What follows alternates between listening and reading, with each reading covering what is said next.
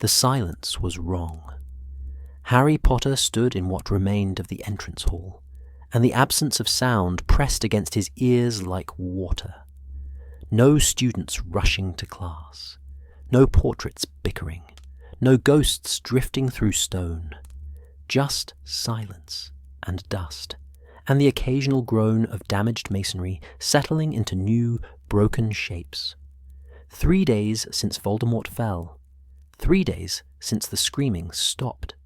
He'd slept perhaps 6 hours total, snatched in fragments on a conjured bed in the room of requirement, one of the few spaces still structurally sound. Every time he closed his eyes, he saw them. Remus and Tonks, side by side in the great hall. Fred, looking like he might laugh at any moment.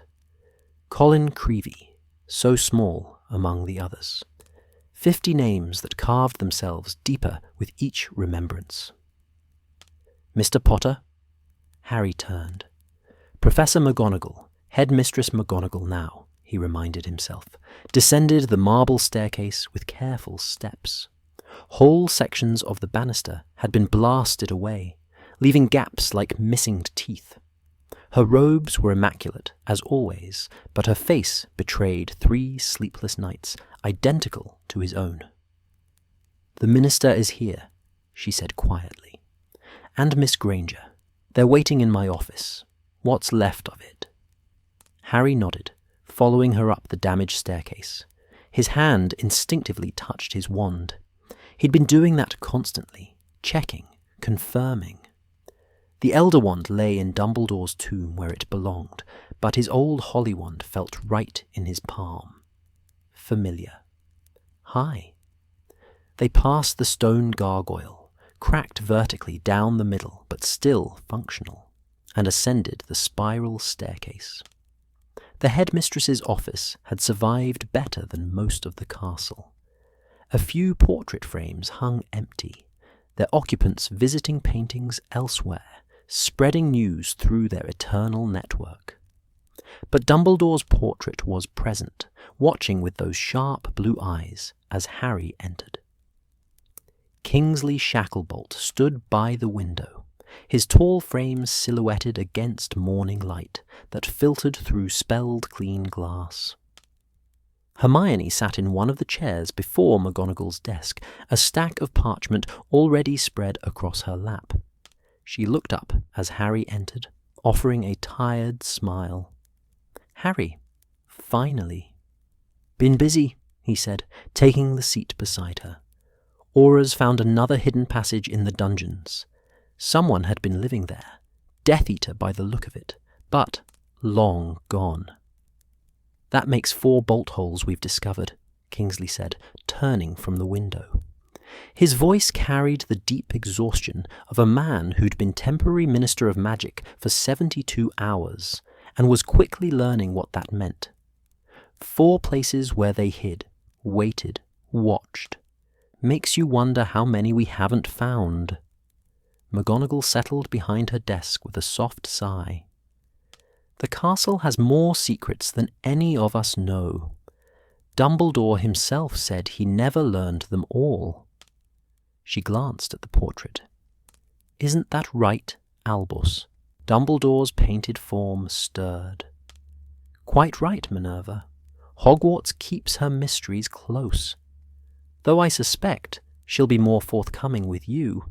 She always preferred practical minds." "Practical minds don't rebuild collapsed towers," McGonagall said crisply, but Harry heard the affection beneath the words. She drew her wand and summoned a tea service from somewhere. The pot poured itself, steady and normal, a small magic that felt like defiance against the chaos. Hermione accepted a cup gratefully. "I've been reviewing the Ministry's structural records. The damage is extensive. We lost 8 department heads. 3 killed, 5 fled before they could be arrested. The Aura office is down to 1/3 of its normal strength. And the Wizengamot is a viper's nest," Kingsley finished. 17 members stood trial for collaboration. We convicted 9, but the ones who remain aren't much better. They just hid their sympathies more carefully. Harry sipped his tea, watching the minister's face. Kingsley had been an Auror for 20 years, a member of the Order, someone Harry trusted completely. But now he wore responsibility like a heavy cloak, and the weight showed. "You'll need allies," Dumbledore's portrait said softly. "Some will come from unexpected places." "With respect, Albus," Kingsley said, "I'm not sure this world has many allies left. The Muggle-born community is terrified. Half of them are still in hiding. Pure-blood families are either grieving their Death Eater relatives or quietly seething that their way of life is under threat. And the moderates, the ones who might help, are too frightened to speak up." "Then we make them less frightened," Hermione said firmly. Harry recognized that tone, the one she used when she'd already planned 17 steps ahead. "We pass protective legislation. We prosecute the guilty publicly and fairly. We show them that the ministry can function, that justice exists, that there's a future worth believing in." McGonagall set down her teacup with a soft click. "And what of Hogwarts? Do we have a future to believe in?" The question hung in the air like smoke. Harry had been dreading this conversation. He'd walked every floor of the castle these past 3 days, cataloguing damage with a sick feeling in his stomach. The astronomy tower was gone, collapsed into rubble. The hospital wing had been gutted by fire. Entire corridors were structurally unsound, held together by emergency spells that wouldn't last the month. The greenhouses were destroyed. Half the library's collection had been burned or cursed, and that was just the physical damage. "The castle's magic is wounded," McGonagall continued quietly. "The house elves report that spells are behaving strangely. Warming charms fail in certain rooms. The moving staircases freeze in place or shift without warning. The room of requirement." She paused. "Dobby's sacrifice, the fiend fire. It damaged something fundamental. The room appears and disappears at random now, sometimes showing places that shouldn't exist." "The castle fought with us," Harry said, remembering stone warriors marching to battle. "Maybe it needs time to heal, like we do." "Time we may not have," Kingsley said. He withdrew a roll of parchment from his robes and spread it on the desk. Harry recognized the official seal of the Wizengamot. "This arrived this morning. 18 families have submitted formal petitions demanding Hogwarts remain closed for the next academic year. They cite safety concerns, structural integrity, psychological trauma to the student body." "Which families?" Hermione asked sharply. "Parkinson, Knott, Greengrass, Bulstrode." Kingsley read down the list. "All old pure bloodlines, all with children who attended during the Carrows regime. They're arguing that their children need time to recover from the emotional manipulation they endured under Death Eater control." Harry nearly laughed, a bitter sound that died in his throat. "They're protecting their own. Their kids were the ones doing the manipulating, torturing first years, enforcing blood purity lessons. Now they want to hide them away for a year and hope everyone forgets." "Precisely," Kingsley agreed. "And they have the votes in the Wizengamot to make it law. I can delay them, but not indefinitely. If Hogwarts doesn't reopen this September, it sends a message," McGonagall finished, "that we're too broken to continue, that they won." Her jaw tightened with familiar stubbornness. "I will not allow it. Hogwarts has survived 1,000 years of magical Britain's worst moments. We will survive this." "Do we have staff?" Hermione asked practically. "Professors?" McGonagall consulted a list she'd apparently memorized. Phileas is staying on for charms, Pomona for herbology, once we rebuild the greenhouses, Hagrid, naturally, for care of magical creatures. But potions, Severus is... She stopped, that particular grief too fresh. We need a potions master, and defense against the dark arts, and transfiguration, since I'll be occupied with administration, and a new Muggle studies professor, given that charity... Another pause. We need everyone, essentially. What about Slughorn? Harry suggested. He came back during the battle. Horace has agreed to 1 more year, McGonagall said. But we need younger professors, people who can rebuild a department, not simply maintain it. The same for every position. Harry caught Hermione's eye. She was making notes now, her quill moving rapidly. I can draft recruitment notices, post them internationally if needed, and we should reach out to former students, people who understand what Hogwarts means. Neville, Harry said suddenly. Neville Longbottom. He stood up to Voldemort when the rest of us were gone. He's brilliant with herbology. Professor Sprout always said so. He could help rebuild the greenhouses, teach practical skills. McGonagall's expression softened slightly. Mr. Longbottom has certainly proved himself, though he's young for a professorship. So was Snape when Dumbledore hired him, Harry countered, then wished he'd chosen a different example. But McGonagall simply nodded. Very well, I'll speak with him. And with Miss Weasley about assisting Madame Pomfrey. We'll need extra medical staff if we're to reopen. She made her own notes on a separate parchment. The house elves are already clearing rubble, but we'll need funds for materials. The school's treasury is intact, thank Merlin, but it won't stretch to rebuilding half the castle. The Ministry can provide emergency reconstruction funds, Kingsley said. I'll push it through before the Wizengamot can object. Call it a matter of national interest, which it bloody well is. A soft knock interrupted them. The door opened to reveal Percy Weasley, looking as exhausted as the rest of them, carrying another stack of parchment. Minister, sorry to interrupt. The morning dispatches. Some are urgent. Kingsley took them with a nod of thanks. His expression darkened as he read the top sheet. There's been an attack. A shop in Diagon Alley. Flourish and blots.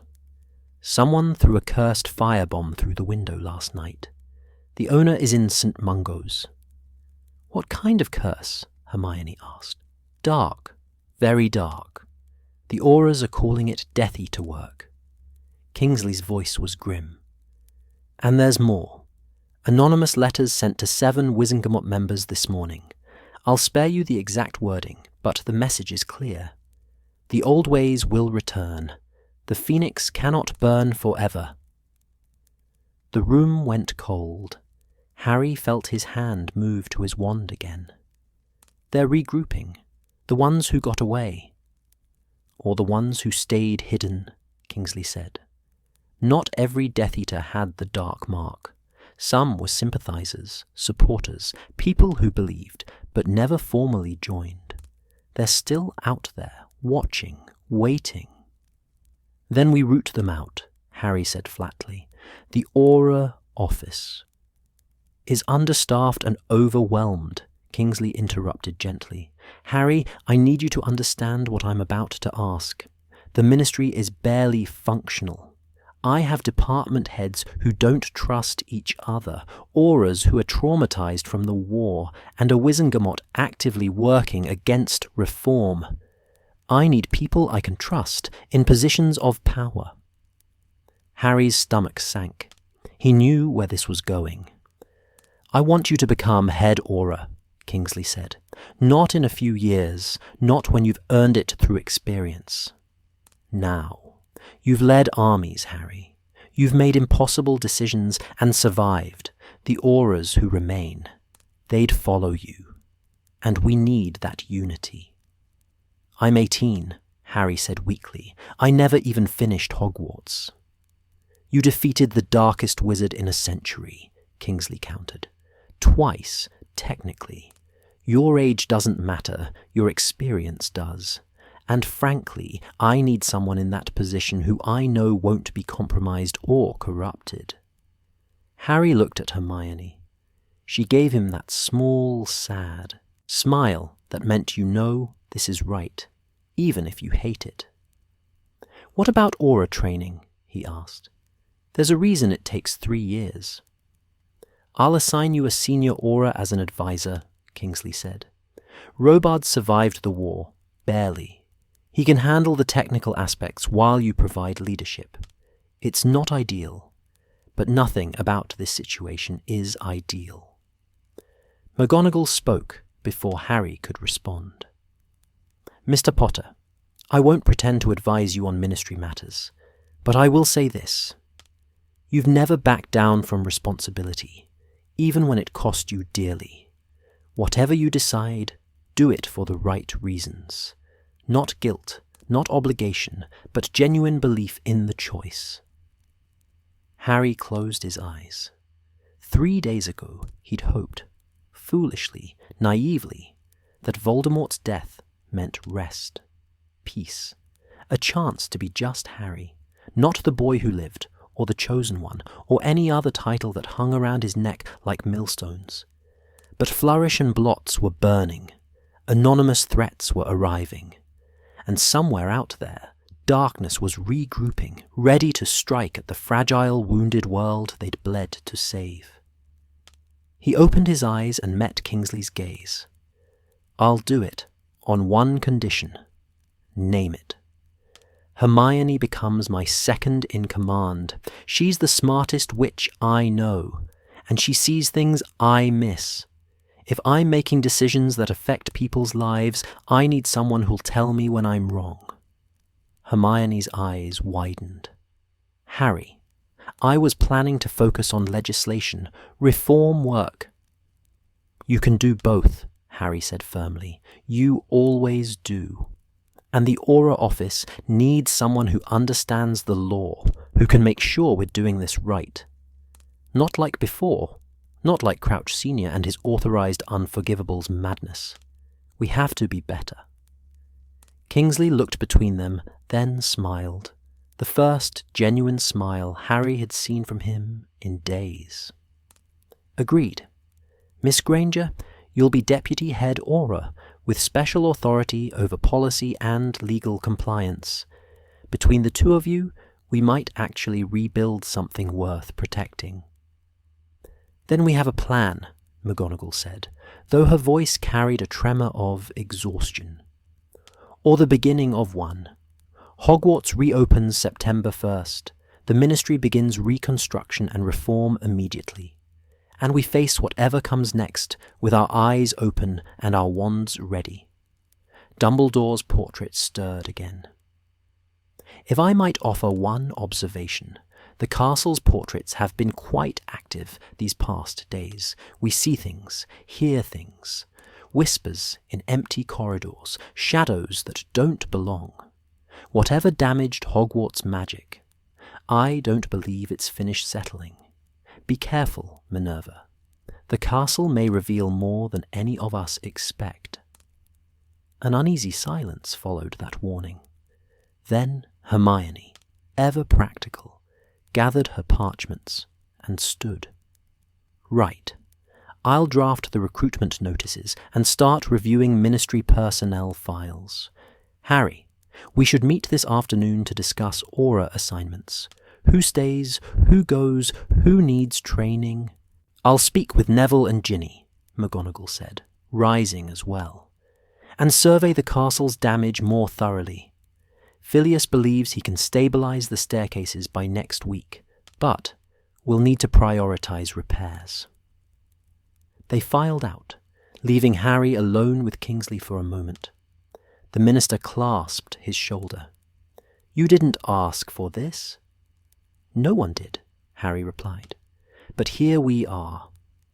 "Here we are," Kingsley echoed. "For what it's worth, Harry, I'm sorry. You deserved peace after everything you've done.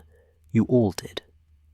Harry thought of Remus and Tonks again, of Fred's empty space at the Weasley dinner table, of Colin Creevey, who'd been so excited just to take photos at Hogwarts. "They deserved peace," he said quietly. "We just have to make sure they didn't die for nothing." He left the office and descended the spiral staircase, back into the wounded castle. Sunlight streamed through broken windows, illuminating dust motes that danced like memories. Somewhere above, a portrait laughed, a small sound, but real, alive. "The phoenix cannot burn forever," the threat had read. But Harry had seen phoenixes die and be reborn in flame. He'd carried one's feather in his wand for years, felt its song of courage in his darkest moments. Maybe burning forever wasn't the point. Maybe the point was rising again, every single time, no matter how much it hurt. He touched his wand once more and walked toward the entrance hall, where house elves were already clearing rubble, and the work of rebuilding, slow, painful, necessary, was only just beginning. The Ministry of Magic had never felt so empty. Kingsley Shacklebolt walked through the atrium at 6:30 in the morning, his footsteps echoing off golden tiles that still bore scorch marks from the battle 2 months ago. The Fountain of Magical Brethren, destroyed years ago by Voldemort himself, remained absent, leaving a circular vacancy in the floor like a missing tooth. Someone had placed flowers there yesterday. This morning, they were already wilting. He'd been minister for exactly 63 days. It felt like 63 years.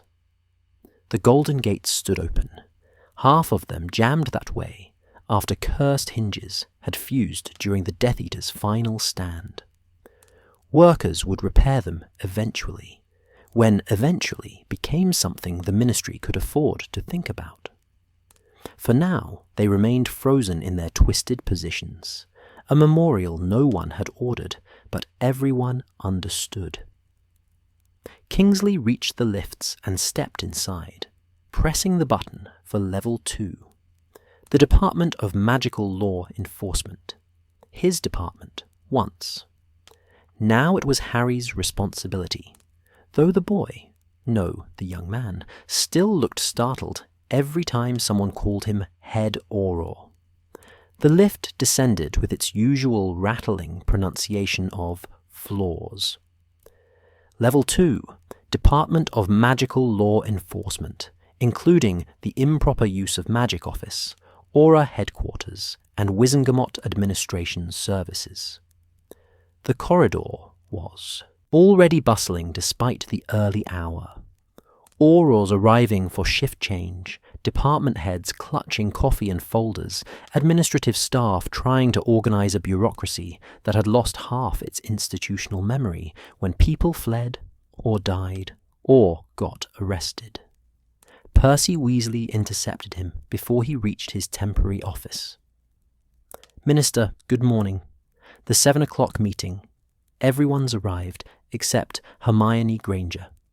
She sent word she'll be 5 minutes late. Something about files from records that couldn't wait." "Of course it couldn't," Kingsley said, but there was fondness in his tone. Hermione's relentless efficiency had become the backbone of their reconstruction efforts. If she said something couldn't wait, it genuinely couldn't. "Who do we have?" "Harry Potter, Arthur Weasley, Elphias Doge representing the Wizengamot Reforms Committee, and..." Percy hesitated. "Lucius Malfoy." Kingsley stopped walking. "Malfoy confirmed attendance?" "His owl arrived last night. Very formal, very correct. Mr. Malfoy accepts the minister's invitation to discuss matters of mutual concern regarding the Wizengamot vote scheduled for August 15th. Percy's tone was carefully neutral, but Kingsley heard the underlying distaste. Good, Kingsley said, resuming his stride. We need him, unfortunately. How's your brother taking it? Percy didn't need to ask which brother. Ron's made his feelings clear, repeatedly, with language our mother would hex him for using. I don't blame him, Kingsley admitted.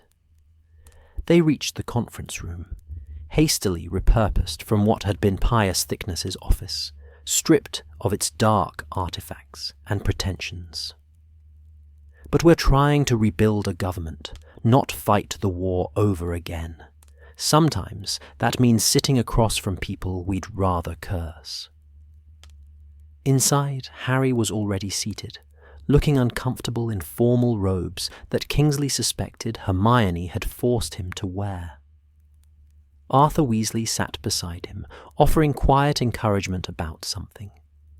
Elphias Doge occupied the far end of the table, his ancient eyes sharp, despite his considerable years.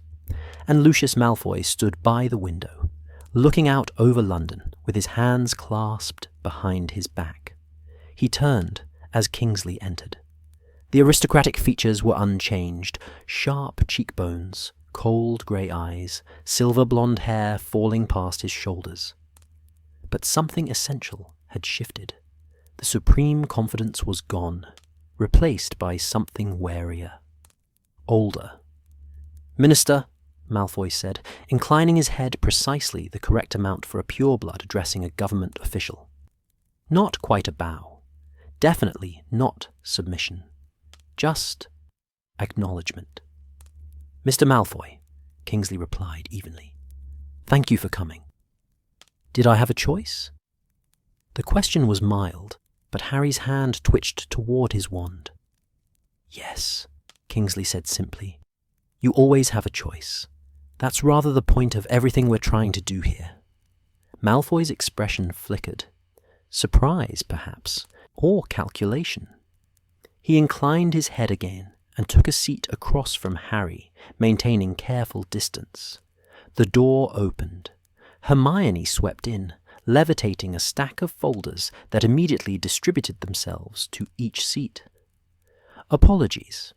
The Records Office filing system is apparently organized by a method known only to the dead. She dropped into the chair beside Harry, already opening her own folder. But I found what we needed. Which is? Arthur asked gently. Hermione looked up, and Kingsley saw the steel behind her exhaustion. Proof. Documented proof of how the Wizengamot has been manipulated for the past 50 years. She tapped her wand on the table. An image appeared in the air above them. Not a memory, but a complex chart showing names, dates, votes, and connecting lines that formed a web of influence. This, Hermione said, is every major Wizengamot vote since 1948. The Werewolf Registry Act, the Marriage Law Amendments, the Muggleborn Registration Commission, every single piece of discriminatory legislation passed in the last half-century. Now watch. She tapped her wand again. Certain names lit up in red. Always the same families, always voting the same way. Malfoy, Parkinson, Knott, Yaxley, Crabbe, Goyle, Selwyn. The traditional pureblood block, Arthur said quietly. Yes, but look at this. Hermione highlighted another cluster in amber. These are the moderate families, the ones who publicly claim to support equal rights, who make speeches about unity and progress. Greengrass, Shacklebolt, no relation, Minister. Bones before Amelia's aunt took over. Abbott, Macmillan. They should have been able to block the discriminatory votes. But they didn't, Harry said, seeing it now. They abstained, Hermione confirmed. Every single crucial vote, they abstained, which mathematically meant the pure blood block won by default. She met Malfoy's eyes directly. And according to financial records I found buried in the archives, many of these moderate families received significant anonymous donations to their estates around the same time they abstained, Donations traced through 6 intermediary accounts, but ultimately originating from... She let the pause hang. The Malfoy vault at Gringotts, Lucius finished calmly. Yes, I'm aware. The room went silent. Harry half rose from his seat. You're admitting you bribed them? I'm admitting my father bribed them, Malfoy corrected, his voice still that infuriatingly calm drawl. Abraxas Malfoy perfected the art of political influence through carefully managed generosity. I simply maintained the tradition. Until recently. Why are you telling us this? Arthur asked, genuinely confused. Malfoy's expression shifted into something that might have been self-mockery. Because, Mr. Weasley, I find myself in the unusual position of wanting the same thing you do, temporarily, at least. Kingsley leaned forward. Explain. The Wizengamot vote is scheduled for August 15th, Malfoy said. The Emergency Powers Act. It would grant the Wizengamot authority to override ministerial decisions with a simple majority vote, rather than the traditional 2/3. The sponsors claim it's about preventing another Voldemort. He said the name without flinching, Kingsley noted. From seizing control through the ministry. In reality, it's a power grab by the remaining pureblood families. We know, Hermione said tersely. We've been preparing counter-arguments for weeks. Counter-arguments won't work, Malfoy said bluntly. You don't have the votes. The traditional bloc has 18 guaranteed seats. The moderates, as Miss Granger so expertly demonstrated, can be persuaded to abstain. You need 23 votes to block the measure. You have 17 at best. Then we've lost, Elphias said heavily. Not necessarily. Malfoy withdrew a roll of parchment from his robes and placed it on the table. I can deliver 6 more votes. Families who owe me favours, who respect the Malfoy name despite everything. But they need something in return. Here it comes, Harry muttered.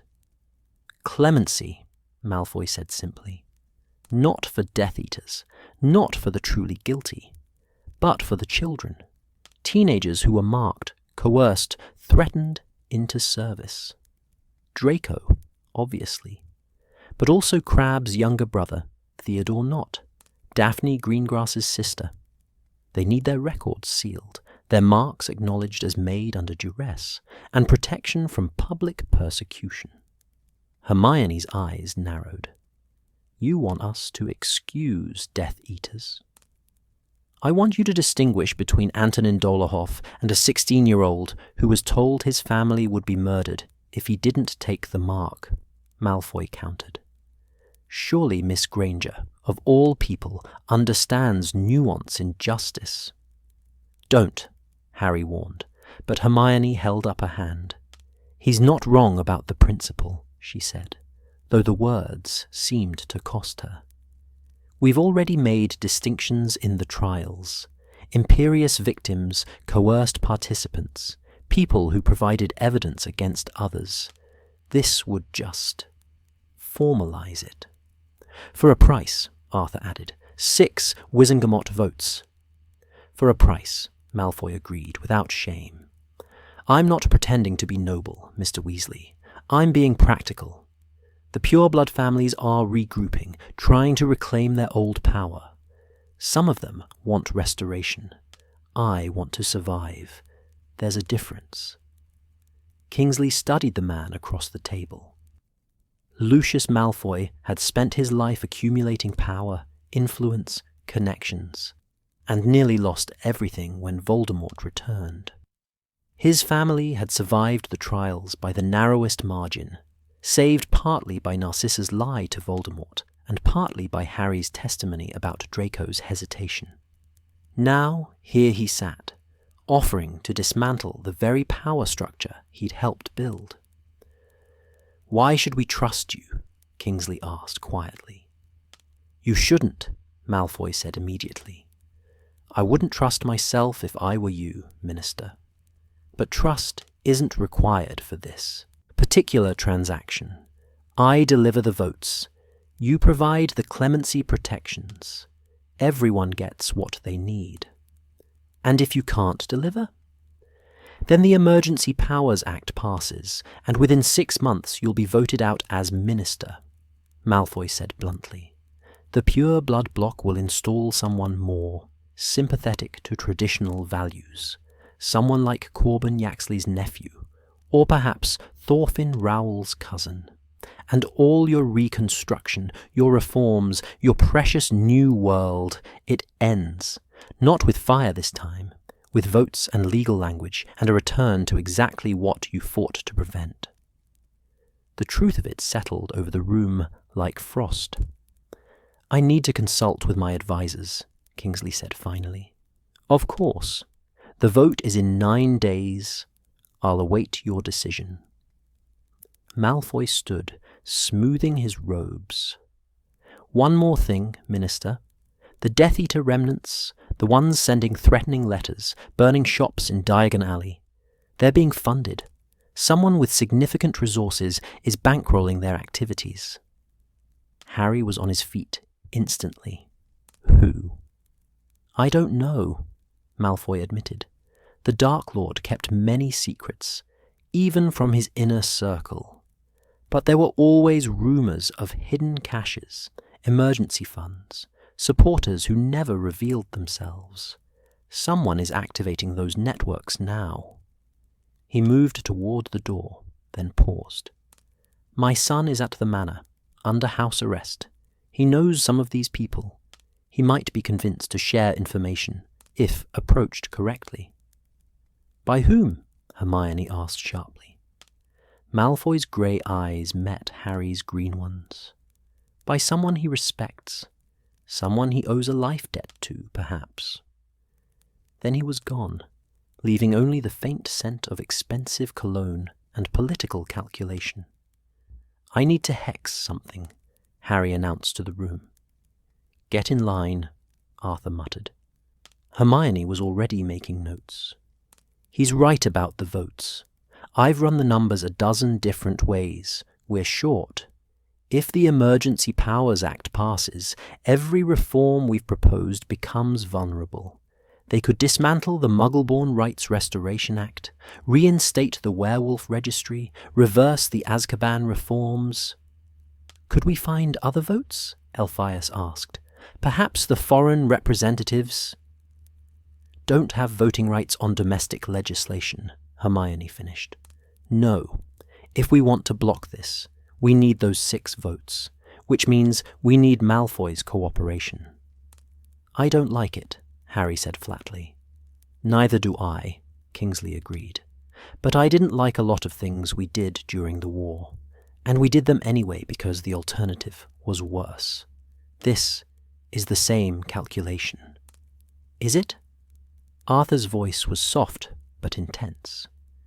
Kingsley, I respect you enormously, but my son was almost killed by Lucius Malfoy's associates. My daughter was possessed by Voldemort because of a diary Malfoy planted. My family has bled because of what these people represent. And now we're making deals with them. We're making peace with them, Kingsley said, or trying to. Arthur, I know what they've done. Merlin knows I spent enough years investigating pure blood corruption. But we can't build a future by perpetually punishing the past. At some point, we have to draw a line. This far back we prosecute, this side forward we reconcile. Otherwise, we're just trading one kind of tyranny for another. Pretty words, Harry said. But what happens when Malfoy decides this deal isn't enough? When he wants something else, something worse? Then we refuse, Kingsley said simply. I'm not suggesting we trust him, Harry. I'm suggesting we use him, just as he's using us. It's ugly, it's morally complicated, and I hate every bit of it. But show me a better option, and I'll take it. Silence answered him. Finally, Hermione spoke. I'll draft the clemency framework. Specific criteria, age limits, evidence of coercion, no violent crimes. We make it airtight so it can't be exploited, and I want every family that receives protection to provide information on any Death Eater networks they know about. Intelligence for clemency. Agreed, Kingsley said. Arthur. The older wizard sighed deeply. Molly will have opinions, strong ones, but I trust your judgment, Kingsley, and Hermione's. Just promise me we're not making a deal with the devil here.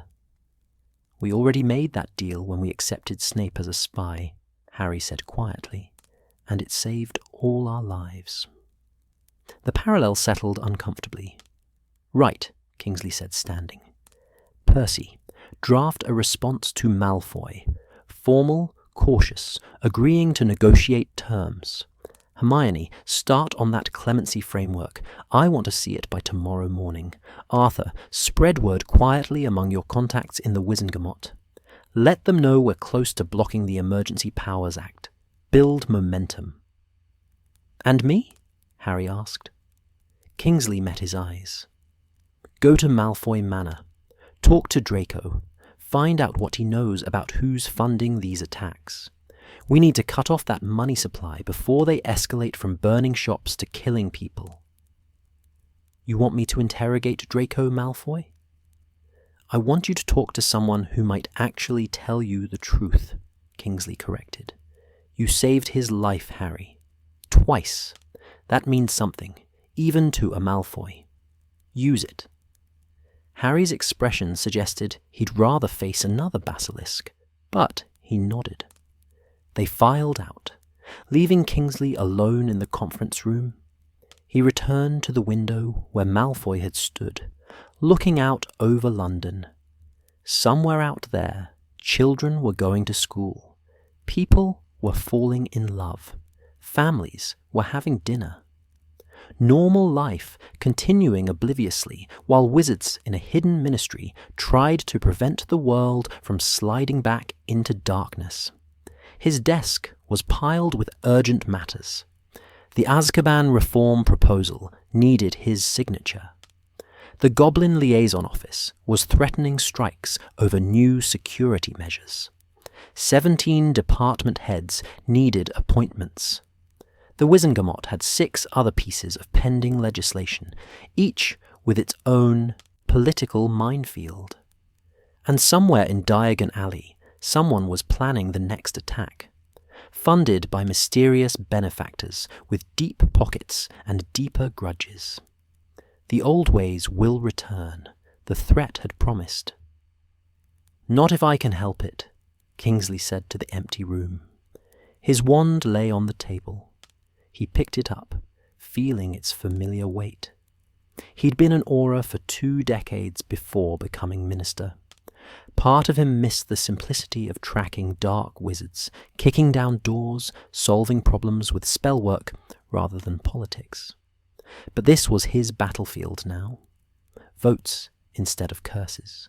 Negotiations instead of duels. Building instead of destroying. He just hoped he was half as good at it as the job required. Outside his window, London sparkled in the morning sunlight, vast and indifferent. The magical and mundane worlds, forever intertwined, forever separate. He was trying to build a bridge between them. A Britain where blood status didn't determine destiny, where justice existed for everyone, where children could grow up without fear. All he needed was time, votes, cooperation from former enemies, and a miracle or two. Right then, he said to himself, turning back to his desk. No problem at all. The sarcasm helped, but only slightly.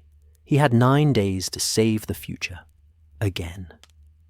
The September morning mist clung to the Black Lake like an enchantment reluctant to lift. Professor Minerva McGonagall stood at the repaired entrance to Hogwarts Castle, watching the train approach from Hogsmeade Station.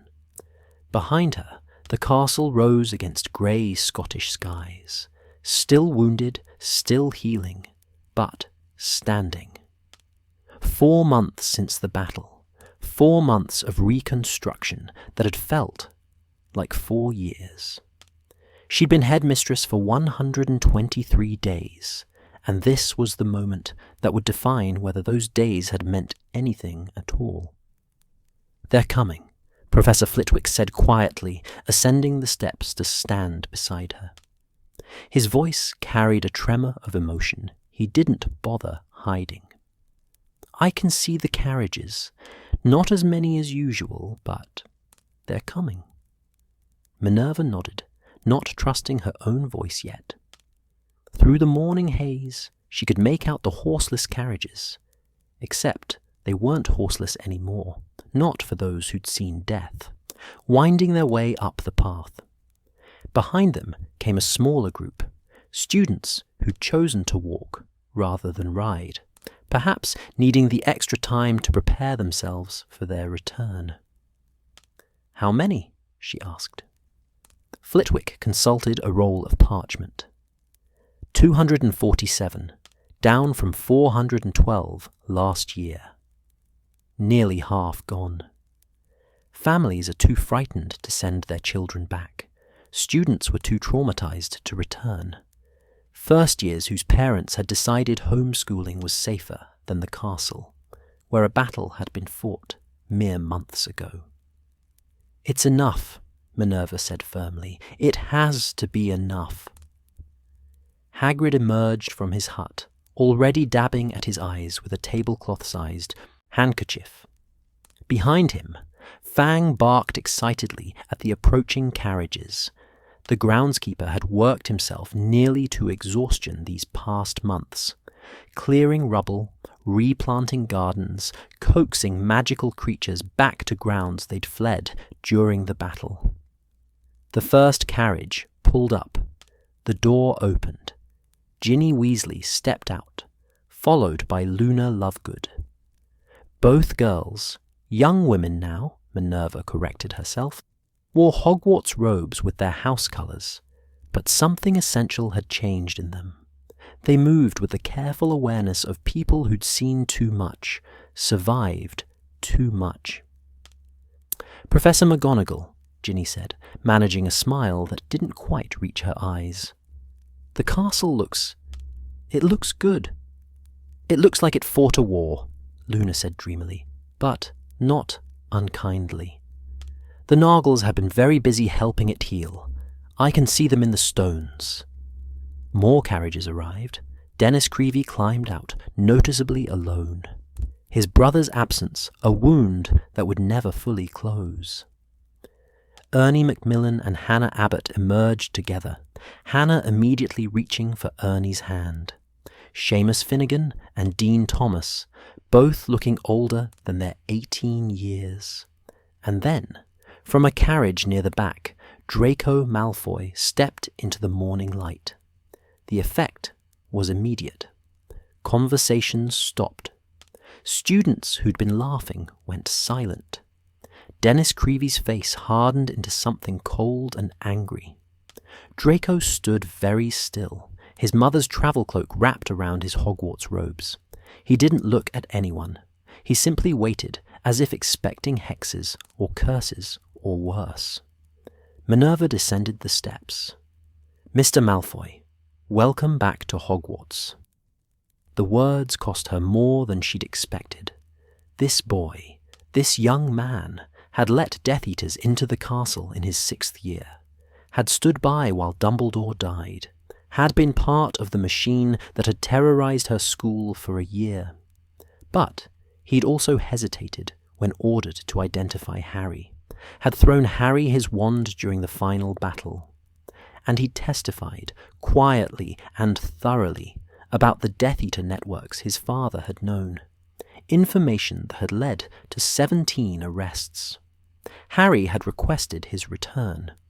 The Ministry had agreed, albeit reluctantly, and Minerva had decided, after much deliberation and several very long nights, that Hogwarts would be a place of second chances, or it would be nothing at all. "Thank you, Professor," Draco said quietly. His grey eyes met hers for just a moment, and she saw something unexpected there, genuine fear. "Your belongings will be in the Slytherin dormitory," she continued, her voice carrying to the assembled students. "You will attend classes, complete assignments, and conduct yourself according to school rules. Is that understood?" "Yes, Professor." She wanted to say more, about consequences and redemption, about the hard road ahead, about how trust was earned rather than given. But the morning was cold, students were arriving, and there were 100 other matters demanding attention. "Inside all of you," she said instead, her voice taking on its familiar crispness. "Breakfast is being served in the Great Hall. First years will wait here for the sorting ceremony." The older students filed past, some casting dark looks at Draco, others pointedly ignoring him. Luna Lovegood paused to pat his shoulder in that absent way she had.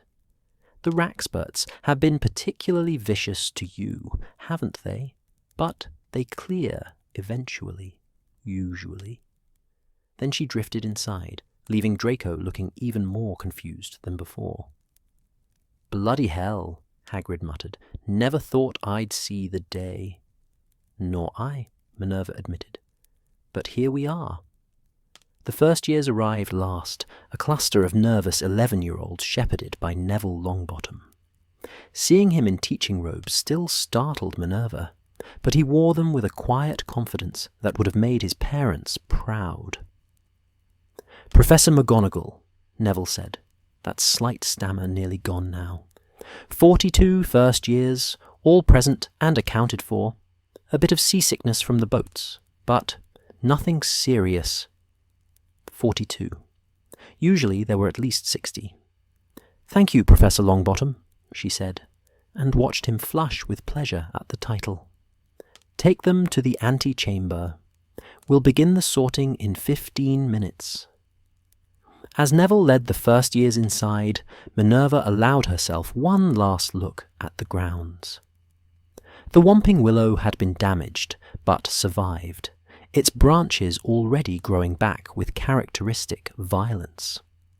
The Quidditch pitch had been fully repaired, one of the first priorities, as Rolanda Hooch had insisted that students needed normalcy.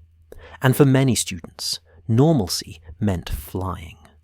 But the scars remained, patches of blackened earth where curses had scorched, sections of wall rebuilt with slightly different stone, the absence of the astronomy tower, its reconstruction still months away, and everywhere memories.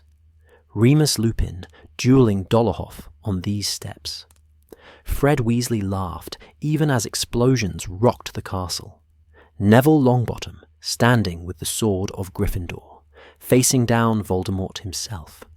They died so the castle could live, she reminded herself.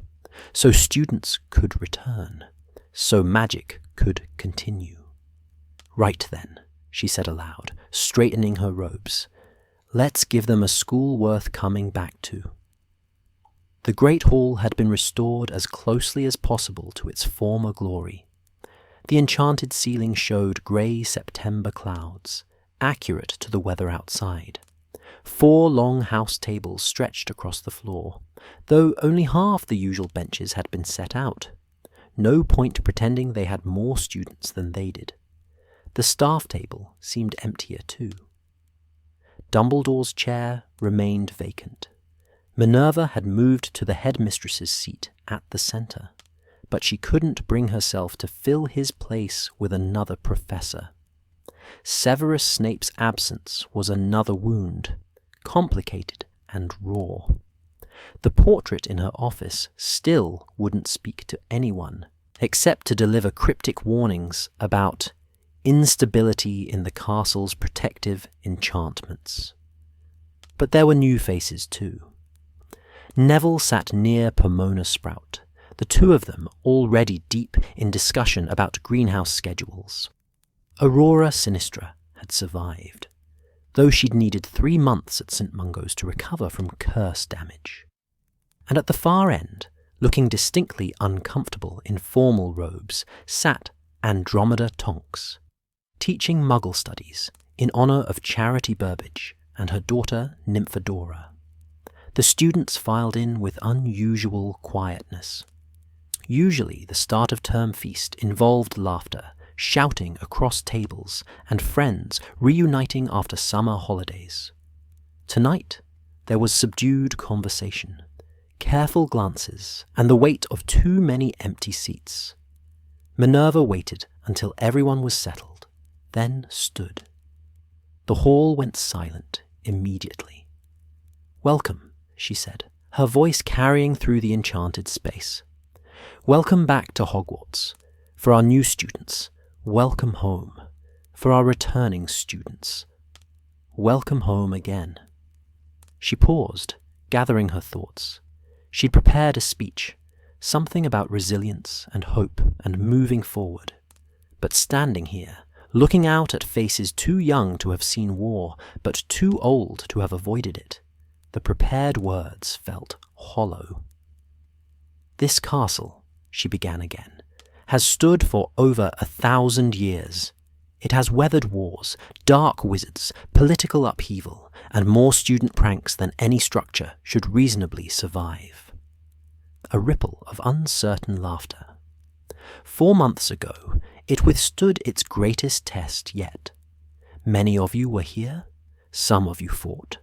All of you lost someone, friends, family, teachers, or simply the innocence of believing that Hogwarts was untouchable. The silence deepened. "The castle is not the same," Minerva continued. "We've rebuilt walls, but cannot erase memories. We've repaired damage, but cannot resurrect the dead. And I will not stand here and pretend otherwise. Hogwarts has changed. You have changed. That is the price we paid for survival, and we will carry it forward." She saw students gripping each other's hands under the tables, saw tears on more than one face, saw Draco Malfoy sitting alone at the Slytherin table, staring at his empty plate.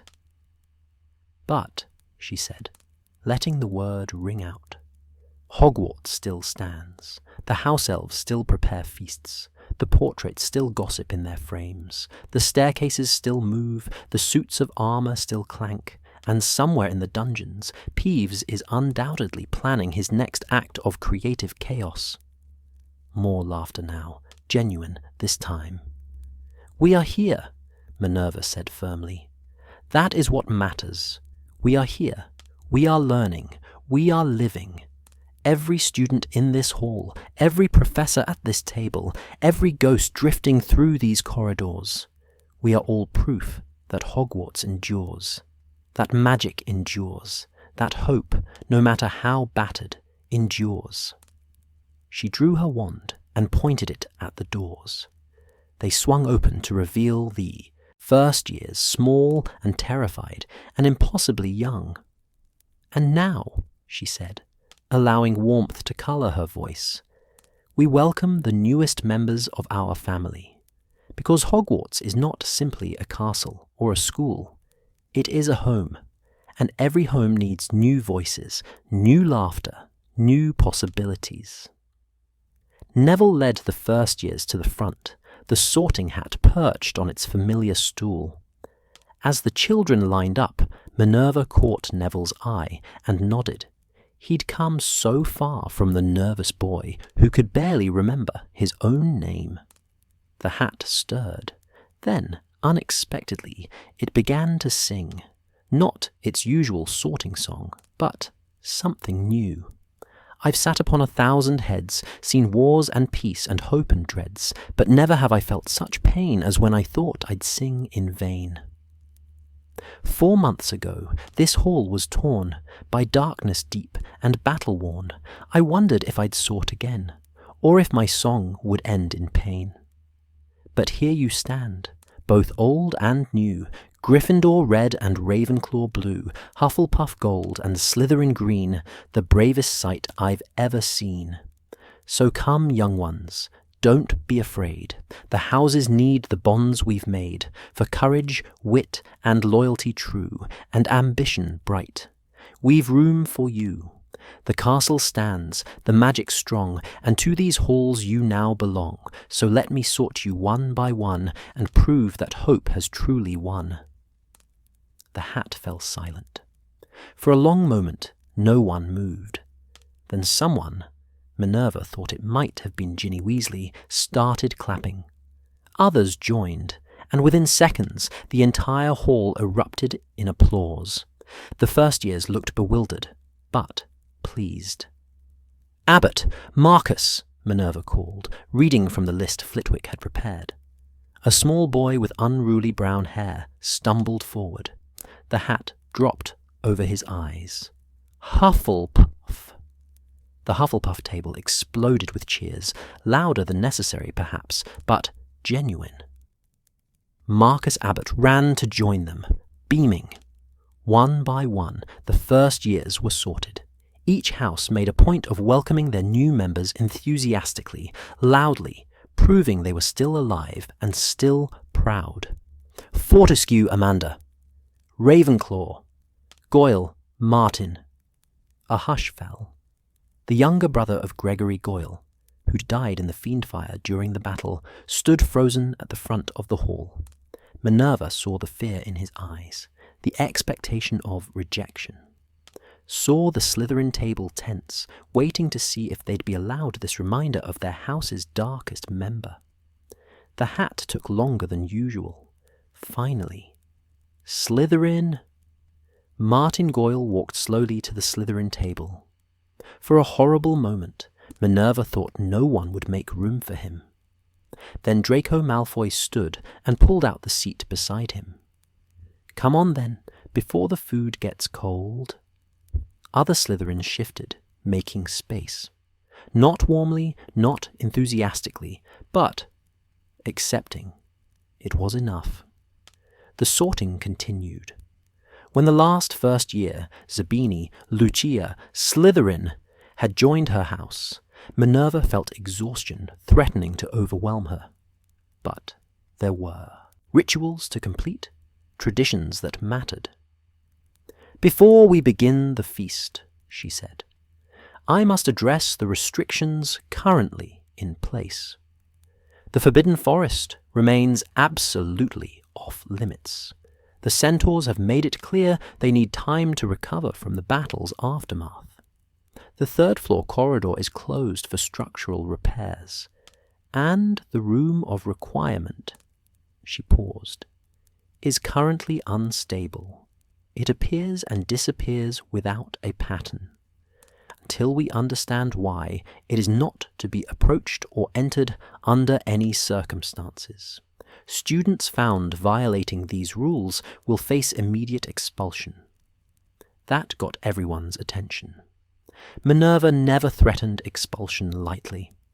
"Additionally," she continued, "we have instituted new support services. Madame Pomfrey has expanded the hospital wing to include counselling for students struggling with recent events. These sessions are private, voluntary, and encouraged. There is no shame in seeking help." She saw several students exchange glances, some hopeful, some embarrassed, all clearly needing exactly what she'd described.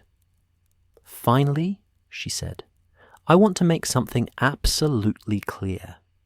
This school does not tolerate bullying, harassment, or persecution of any kind. Not between houses, not between years, not between anyone. We have all survived darkness together. We will move forward together, or we will not move forward at all. Professors have been instructed to enforce this policy without exception." Her eyes found Draco Malfoy again, then swept across the other houses. "Every student here deserves a chance to learn and grow. Remember that in the days ahead." She raised her wand. "Now, let the feast begin." Food appeared on the tables. Roasted chicken, beef pies, Yorkshire puddings, mountains of vegetables, and enough desserts to sink a ship. The house elves had outdone themselves, proving that some things, at least, remained constant. Students began eating, conversations slowly building from nervous murmurs to something approaching normal. Minerva watched them for a moment longer, this patchwork family, wounded but surviving, then finally allowed herself to sit. "That was quite the speech," Pomona Sprout said from her left. "Dumbledore would have approved." "Dumbledore would have done it better," Minerva replied, but there was no bitterness in the words. "Perhaps," Pomona agreed. "But he's not here. You are, and that's exactly what Hogwarts needs." From his portrait in her office above, Minerva suspected Albus Dumbledore was probably smiling. She'd check later, after the feast, after she'd made her rounds to ensure students settled in their dormitories, after she'd reviewed the security ward reports with Flitwick, after she'd done everything a headmistress must do to keep her castle and her students safe. For now, she allowed herself one sip of pumpkin juice and watched her students eat. 247 children, 42 of them brand new, all of them precious. It wasn't the Hogwarts of her youth, or even of last year. But it was her Hogwarts now, and she would defend it with every spell she knew. Hermione Granger's temporary office in the Ministry was less an office and more a repurposed storage cupboard that someone had optimistically furnished with a desk and 2 chairs. The walls were lined with filing cabinets she'd requisitioned from records, each drawer stuffed with documents dating back 50 years.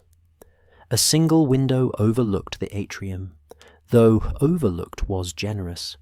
It mostly provided a view of the enchanted ceiling, and occasionally someone's shoes as they walked past at ground level. She'd been Deputy Head Aura and Legislative Reform Coordinator for 3 months. She was 20 years old, and she was drowning in parchment. "This cannot be legal," she muttered, scanning another document by wandlight. Outside, November rain hammered against the Ministry's concealed entrances. It was 11:30 at night. She'd been here since 6 that morning. The document in question was a 1973 amendment to the Magical Employment Act. On the surface, it simply clarified hiring practices for magical businesses. But buried in Clause 17, subsection 4, paragraph 3, was language that effectively barred Muggleborns from owning property in certain historically significant magical districts. Diagon Alley, Hogsmeade, Godric's Hollow. "Bloody hell," she breathed. "It's been law for 25 years and nobody noticed." Except someone had noticed. That was becoming increasingly clear as she worked through these files. Someone had very carefully, very methodically woven discriminatory language into dozens of seemingly innocuous laws over decades. A word here, a clause there, building a legal framework for oppression that looked legitimate on parchment. The door opened without knocking. Ron Weasley entered carrying 2 cups of coffee and a bag that smelled like sausage rolls. "You're still here," he said, not sounding remotely surprised. "Obviously." "Hermione, you've been here for 17 hours. 16 and a half, she corrected absently, accepting the coffee gratefully. "And I found something. Ron, look at this." He set down the food and leaned over her shoulder, reading where she pointed. His freckled face grew progressively more alarmed. They can't do that, can they? They already did. This law has been used to deny business licenses to Muggleborns for 2.5 decades. And it's not the only one. Look. She spread out 6 other documents across her desk, each with similar passages highlighted in her neat handwriting. Property ownership restrictions, inheritance law modifications that favour established magical lineage, marriage registration requirements that make it harder for Muggleborns to formalise partnerships, employment background checks that specifically flag non-magical heritage. Ron sank into the second chair, which creaked alarmingly. How did Shacklebolt's administration not catch this? Because Kingsley was an aura, not a legal scholar. Because most ministers rely on department heads to handle legislative review. And because she pulled out another file, this one much older. The Department of Magical Law Enforcement has had the same administrative legal advisor for 38 years, Mortimer Greenfield. He's the one who's supposed to review all new legislation for legal conflicts or discriminatory language. Let me guess, Ron said grimly. He missed these by accident. He approved these enthusiastically, Hermione corrected, showing him Greenfield's signature on each document. And according to his personnel file, he's a member of the Society for the Preservation of Traditional Wizarding Culture, which is a nice way of saying blood purists who learn to use formal language instead of slurs. Ron took a sausage roll and bit into it viciously, as if imagining it was Greenfield's head. So, what do we do? Sack him? Can't. He's a permanent civil servant with protections that would make removing him take years and trigger an investigation by the Wizengamot, which, as we know, is half filled with his ideological allies. Hermione rubbed her eyes tiredly. But I can work around him. If I draft new legislation that explicitly overrides these amendments, and if I can get it through the Wizengamot vote. That's a lot of ifs. It's all I've got. She pulled a fresh piece of parchment toward her and began writing. The Magical Equality Act. Comprehensive legislation that abolishes all forms of legal discrimination based on blood status explicitly supersedes any conflicting previous laws and establishes an independent review board to audit existing legislation for discriminatory language. You've been thinking about this, Ron observed. I've been thinking about nothing else for 3 months, Hermione admitted. Her hand moved rapidly, years of precise note-taking translating into legislative language. Every night I go through these files and find more. It's like pulling a thread and watching an entire tapestry unravel. The whole system is rotten, Ron. Not just a few bad laws. The structure is designed to maintain pure blood supremacy while looking legitimate. Ron was quiet for a moment, watching her write. Then, you need to eat something, and sleep, preferably in that order. After I finish, Hermione. His voice was gentle but firm. You can't fix 50 years of corruption in one night, and you're no good to anyone if you collapse from exhaustion. She wanted to argue, but her eyes were burning, her hand was cramping, and the coffee was doing nothing except making her jittery. Fine, 20 more minutes, then I'll go home. 30 more minutes, then we'll both go home, Ron corrected. To Grimmauld Place. Harry's there, said he needed to talk to us about something. It sounded serious. Hermione's attention sharpened. Did he say what? No, but he was at Malfoy Manor today, so probably related to that. Ron's expression suggested he had strong opinions about Harry visiting Malfoy Manor, none of them positive. Right. Hermione organised her documents into careful stacks, marking each with notation charms so she could find them again. Let me just file these in the office door burst open. Percy Weasley stood there, breathing hard, his usually immaculate robes askew. Hermione, Ron, the minister needs you both immediately. What's happened? Hermione was already on her feet, wand in hand. Another attack, worse this time. Percy's face was pale. They hit the Muggleborn Registration Reversal Office. 3 dead, 7 injured, and they left a message. The Registration Reversal Office occupied a hastily converted conference room on level 2. Or it had, before someone had blown out the walls with what the Aura investigation team was calling military-grade curse work. Hermione stood at the edge of the debris field, forcing herself to look. Blood on the walls, scorched papers floating in puddles of water from burst pipes, and bodies, covered now with white sheets, but she knew what was beneath them. "Evelyn Sanders," Kingsley said quietly, reading from a report. His voice was absolutely flat, the only way he could apparently manage to speak. 43, Muggleborn, surviving the Snatchers, surviving the war, was helping other Muggleborns recover their legal status. Jennifer Park, 28, half-blood, newlywed, 3 weeks back from honeymoon. Marcus Abbott, 67, pure blood, actually, former unspeakable.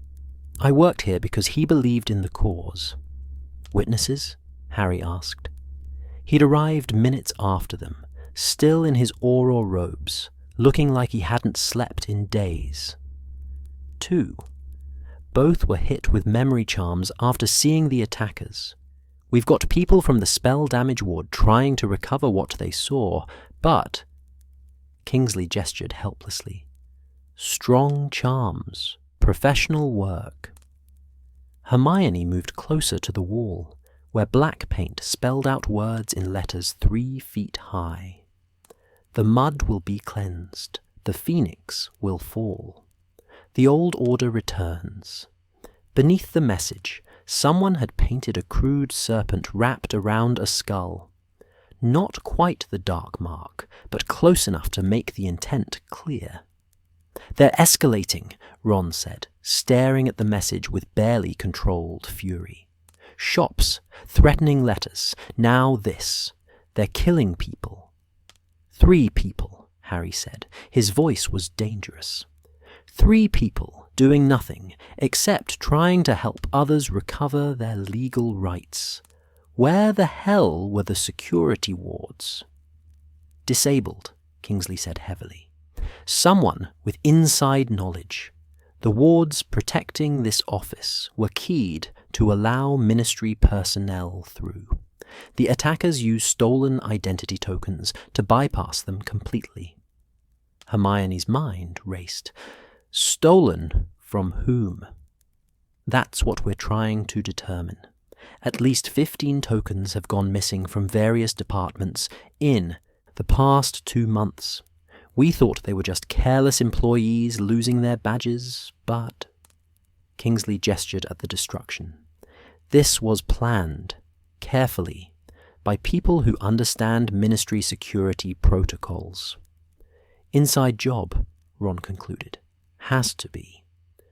Or someone feeding information to the outside, Hermione said, her thoughts crystallizing. Someone who has access to security procedures, staff schedules, ward configurations. Someone who's been watching, learning, preparing. She turned to Kingsley. "The files I've been reviewing, the discriminatory legislation. I found something tonight. The Department of Magical Law Enforcement's Administrative Legal Advisor has been approving blood purist language in laws for nearly 4 decades. Mortimer Greenfield, he'd have access to everything. Personnel records, security protocols, office locations." Kingsley's expression darkened. "You think he's involved?" "I think he's someone we should question very thoroughly and very immediately," Hermione said, "along with anyone else in his department who shares his political views. This attack was too precise, too well informed.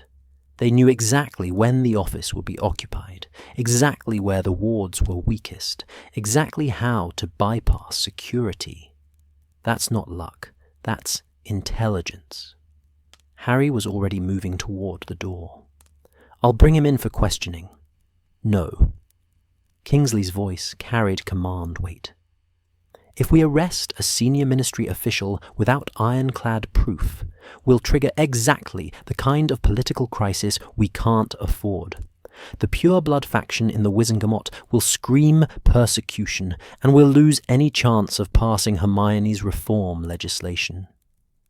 "3 people are dead," Harry said flatly. "More will die if we don't act." "And hundreds more will suffer if we act stupidly," Kingsley countered.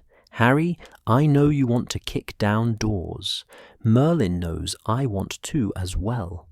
But we're trying to build a government based on law, not vigilante justice. We do this properly, or we don't do it at all." The 2 men stared at each other. Hermione watched tensions ratchet higher, years of war-learned instincts colliding with the messier realities of peacetime justice. "What do you propose?" Harry asked finally, though his jaw was tight. "Surveillance," Kingsley said. "Hermione, you continue your legal research, but now you're specifically looking for any connection between Greenfield and known Death Eater sympathizers. Financial records, Owl Post logs, family connections, build me a case. Harry, you assign your best auras to watch him, discreetly. If he meets with anyone suspicious, if he sends any owls, if he so much as looks at someone wrong, I want to know about it." "That could take weeks," Ron protested. "Then it takes weeks," Kingsley said. "I will not compromise due process, not even for this. The moment we start arresting people based on suspicion rather than evidence, we become exactly what we fought against." Hermione understood his position intellectually, but looking at those 3 white sheets, smelling blood and burnt wood and the acrid scent of dark magic, understanding felt hollow. "There's another option," she said slowly. "We don't just survey Greenfield, we test him." Everyone looked at her. "A trap," she elaborated. "We feed him false information through official channels.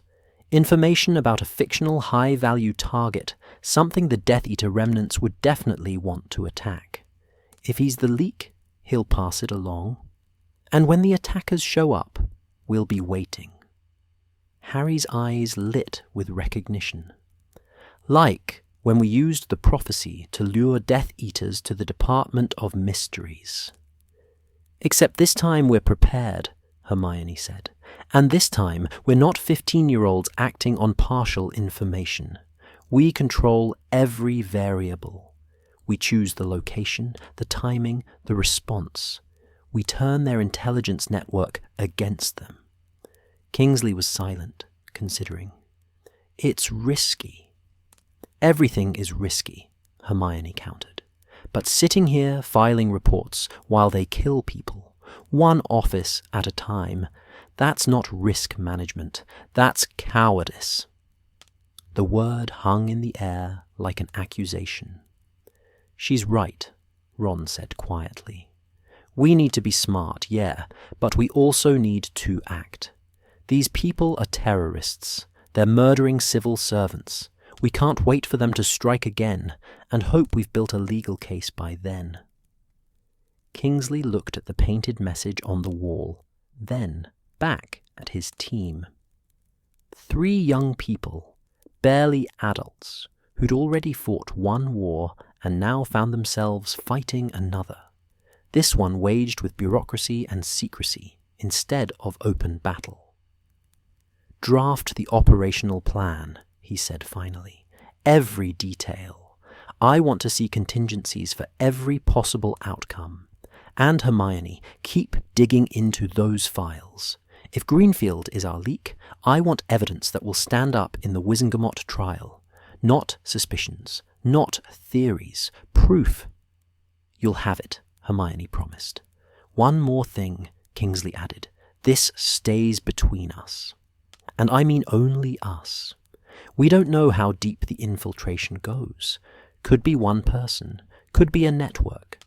Until we're certain, we trust no one else in the ministry with operational details." They nodded, understanding. As they left the destroyed office, Hermione caught sight of the victims' personal effects piled in a corner, awaiting return to their families. A set of omnioculars, someone's hobby, a framed photograph of a wedding, a child's drawing that read, "I love you, Daddy," in crayon, Marcus Abbott, Jennifer Park, Evelyn Sanders, names, people, lives cut short by hatred, wrapped in political ideology. She memorized their faces from the photographs. They deserved that much. Grimmauld Place felt like a sanctuary after the ministry's horrors. Harry had inherited the house from Sirius, and while it still carried memories of darkness, it was their darkness now, controlled, understood. Creature appeared immediately, conjuring tea and biscuits with his usual grumbling efficiency. Master Harry brings Weasley and Miss Hermione home. Too late, too tired. Creature makes strong tea. You drink. "Thanks, Creature," Harry said, collapsing onto the ancient sofa. "Have you been well?" "Creature keeps the house proper," the elf said with dignity. "Not like when the blood traitor's son lived here with his questionable hygiene. Now it is clean, respectable."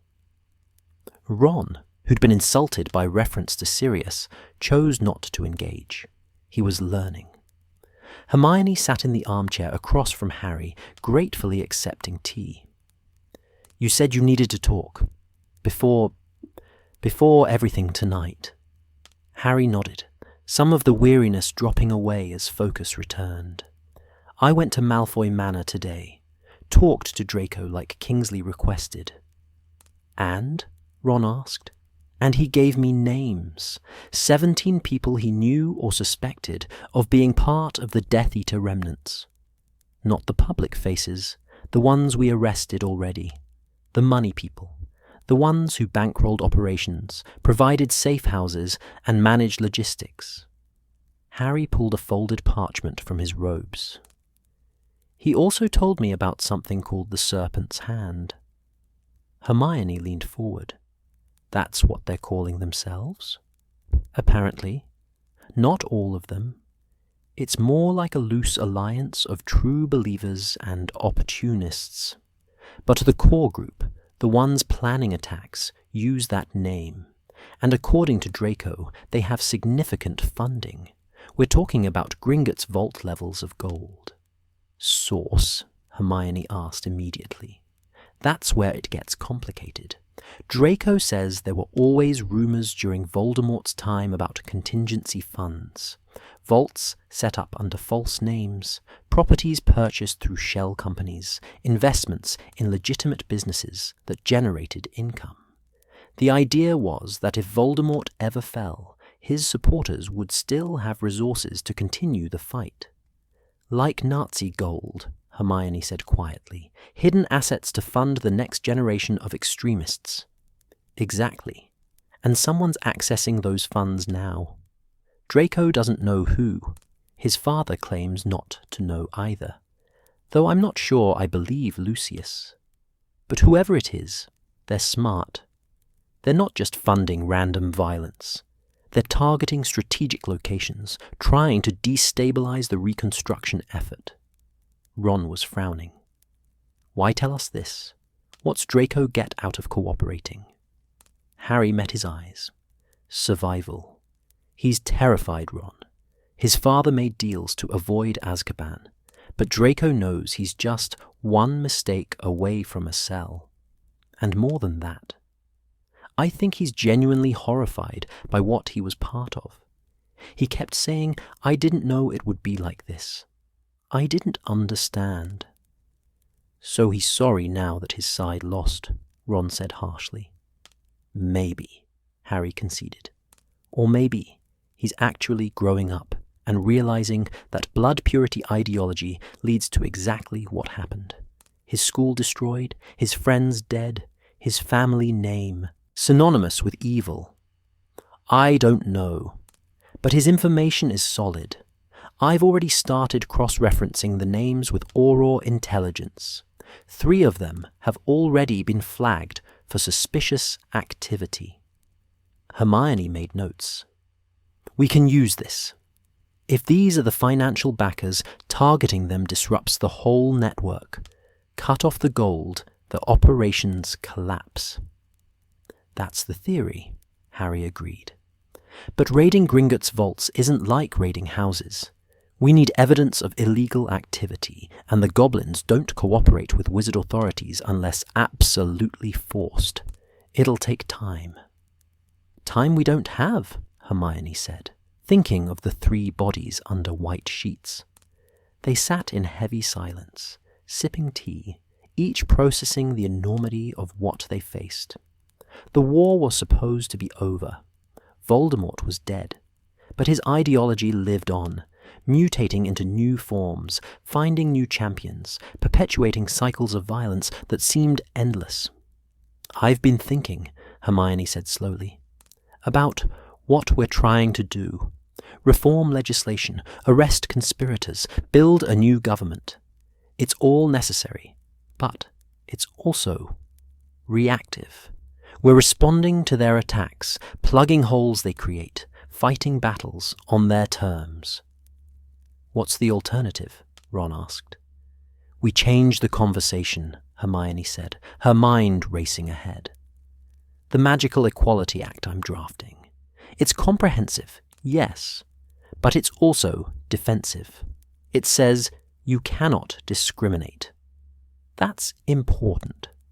But what if we also passed something aspirational?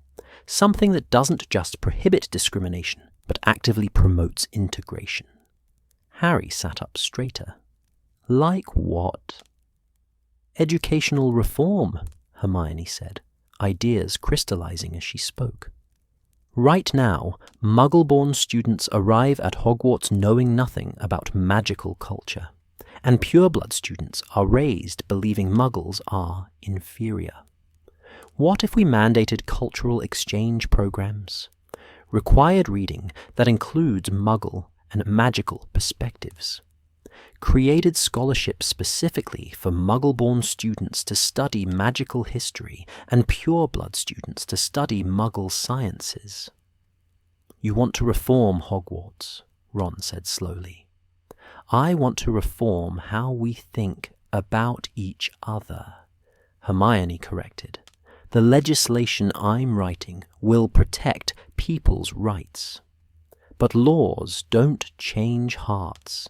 Education does. If we can raise a generation of witches and wizards who see blood status as irrelevant, because they've learned to value each other's perspectives, then in 20 years we might actually have the society we're trying to build, Harry finished. His expression was thoughtful. McGonagall would support it. She's already made changes. Bringing in Andromeda Tonks for Muggle studies, hiring Neville, who represents the ordinary wizards, becoming extraordinary. It's ambitious, Ron warned. The Wizengamot purebloods will fight it. They'll fight everything we do, Hermione said. At least this way we're fighting for something, not just against them. And maybe, some of the moderates will see the value. Parents who don't want their children growing up in a world that produces more Voldemorts. Creature appeared with fresh tea. Miss Hermione talks sense. Young Master Regulus would approve. He learned too late that blood means nothing compared to conviction. If he'd known earlier... The old elf's voice cracked. Maybe he'd still be here. Hermione reached out impulsively and touched Creature's gnarled hand. Then we'll make sure his sacrifice meant something. All of their sacrifices.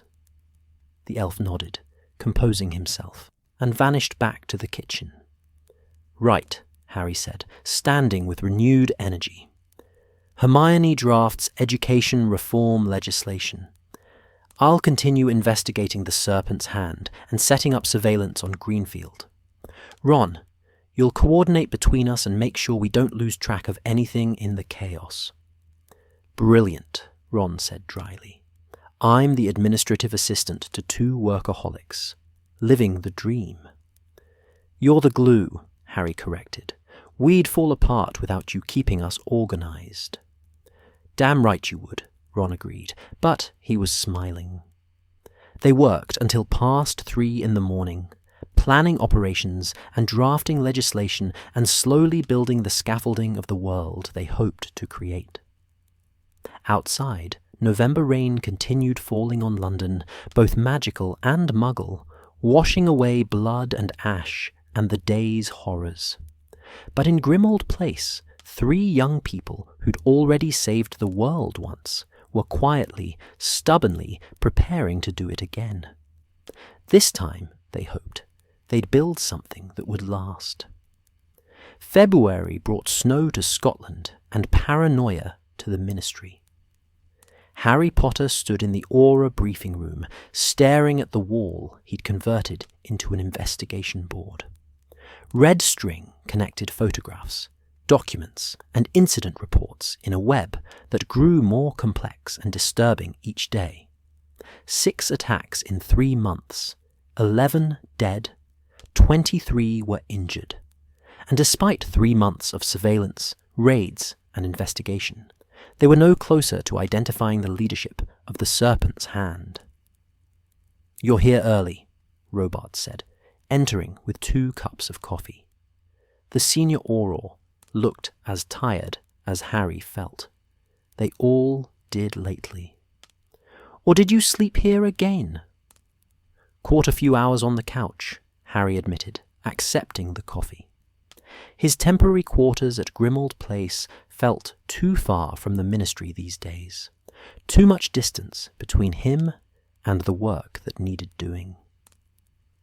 Went through the Greenfield surveillance logs again. Nothing. The man's either completely innocent or extremely disciplined. "My money's on discipline," Robards said, studying the board. 3 months of watching his every move, and he hasn't put a foot wrong. No suspicious meetings, no coded owls, nothing that would justify an arrest. Either he's clean or he knows he's being watched.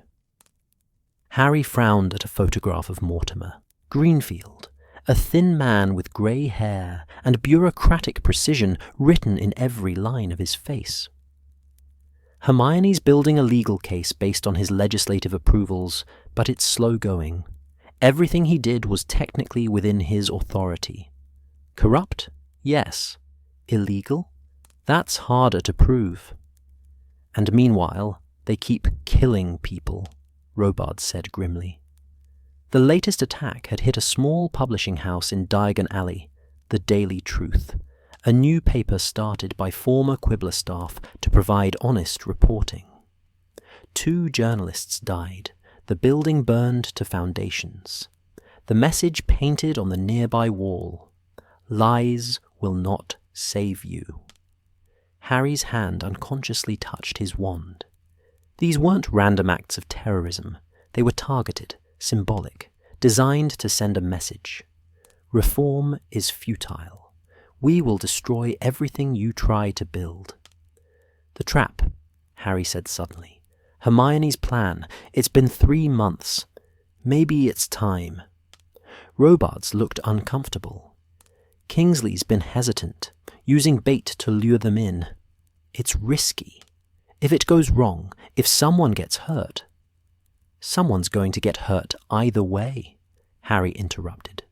"At least this way we control the circumstances. We pick the ground, prepare the response, and have enough auras to actually capture them instead of arriving after the damage is done." The door opened. Hermione entered, followed by Ron, both of them looking grim. Harry knew that expression. Something had happened. "Morning briefing moved up," Hermione said without preamble. "Kingsley needs us in the conference room now. We've had a development." The conference room was already full when they arrived. Kingsley stood at the head of the table, his face carved from stone. Percy Weasley was there, along with Elphias Doge and 3 senior Aurors Harry recognized from the old guard. And at the far end of the table, looking supremely uncomfortable, sat Draco Malfoy. "What's he doing here?" Ron demanded immediately. "Saving lives, possibly," Kingsley said. "Mr. Malfoy came to us last night with information. I thought it best to hear it directly. Please sit." Harry took a seat, keeping Draco in his peripheral vision. The younger Malfoy had changed in the months since returning to Hogwarts. Thinner, quieter, with shadows under his eyes that suggested sleep came rarely. Whatever he'd come to say, he looked terrified to be saying it. "2 days ago," Draco began, his voice carefully controlled, "I received an owl. Anonymous. No return address. Delivered by a post owl from the public aviary. It contained an invitation to a gathering of concerned pure-blood families to discuss preserving our heritage in these difficult times." Hermione pulled out parchment and began taking notes. "Where and when?" 3 days from now, February 20th. Location specified as the ancestral home where the serpent first rose. Draco's jaw tightened. "I believe that's referring to Little Hangleton, the Riddle House, where Voldemort was. Where he came back." A cold silence filled the room. "Why would they invite you?" Ron asked suspiciously. "You testified against Death Eaters. You're working with us." "Because they don't know that," Draco said, meeting Ron's hostile gaze directly. "Publicly, I'm a pardoned former Death Eater living at the manor under house arrest, attending Hogwarts to complete my education. My father made deals, yes, but he's always been good at making people think he's playing both sides. To the pure-blood families, we look like survivors who bent with the wind. They probably think they can recruit us." "Or it's a trap," Harry said. "They suspect you're cooperating and want to kill you." "That's also possible," Draco agreed, with a calmness that suggested he'd already accepted that possibility. "But if it's genuine, if this is an actual meeting of the Serpent's Hand leadership, you'd have them all in one place. You could end this." Kingsley leaned forward. "What exactly does the invitation say?" Draco produced the letter. Hermione read it aloud. "Mr. Malfoy, your family's distinguished history and commitment to preserving magical purity has not been forgotten. In these times of corruption and betrayal, true wizards must stand together. We invite you to join us in fellowship and planning. Come alone. Speak of this to no one. The serpent rises again, and those who stand with us will be rewarded. Those who stand against us will be cleansed." "Charming," Ron muttered. "It's a recruitment meeting," Hermione said, her analytical mind already working. "They're trying to rebuild their power base, bringing in younger purebloods, children of former Death Eaters, people they think will be sympathetic." "How many others received this invitation?" Harry asked Draco. "I don't know, but if they're casting a wide net, could be a dozen families, maybe more." Draco's hands were clasped tightly in his lap. "I want to be clear about something. I'm not doing this for redemption. I'm not doing this because I've suddenly become brave or noble. I'm doing this because I'm terrified. These people are fanatics. If they win, if they manage to drag the wizarding world back to how it was, my family won't survive it. We're too tainted now, too compromised. They'll kill us for being weak." "So it's self-preservation," Ron said. "Yes," Draco said simply. "Is that not allowed?" Harry found himself unexpectedly respecting honesty. "What are you proposing?" I'm going to the meeting. I'm polite, interested, and play the role they expect. And I wear a tracking charm or carry something that lets you follow me. When I've identified the leadership, confirmed the location, seen who else attends, you raid the place and arrest everyone. Using you as bait, Hermione said slowly. Yes. You could be killed before we reach you, Harry pointed out. I'm aware.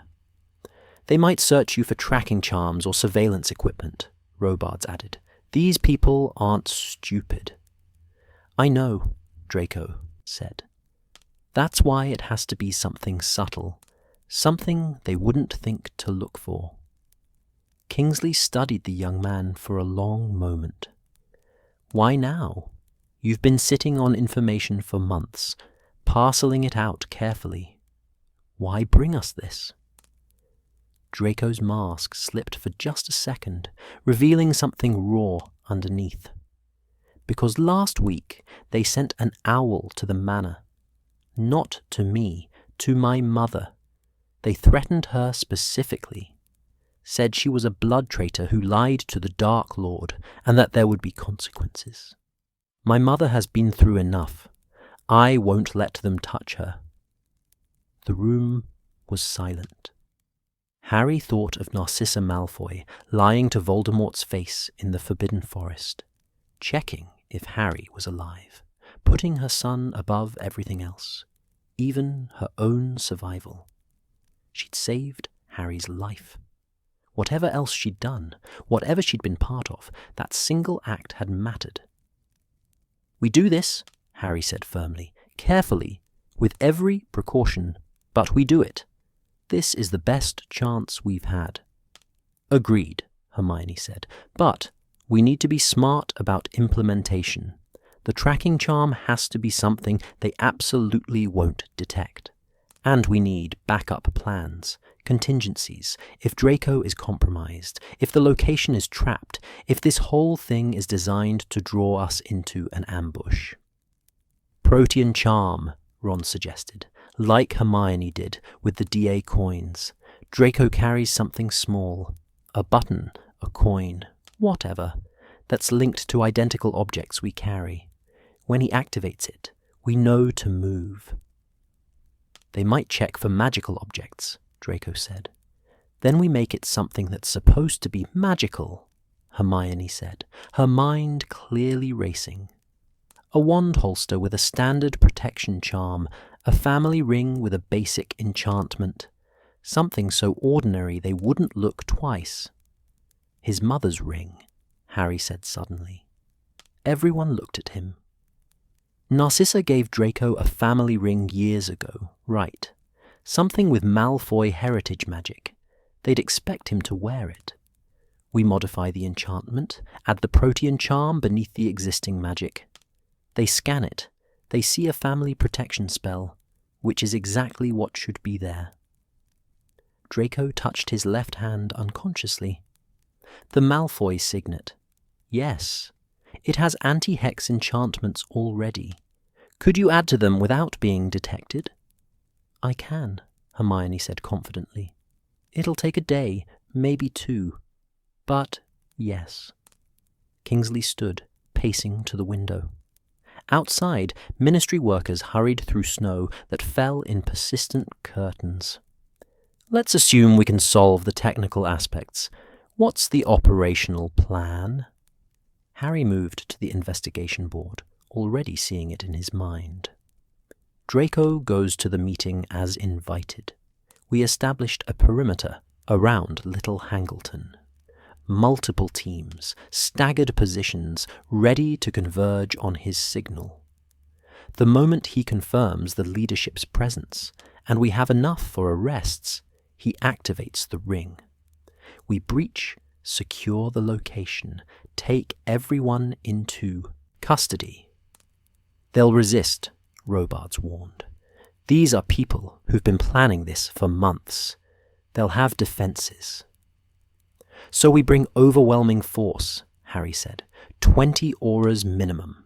Hit wizards if Kingsley can authorize them. We don't give them time to organize resistance. What if they've warded the location? Percy asked.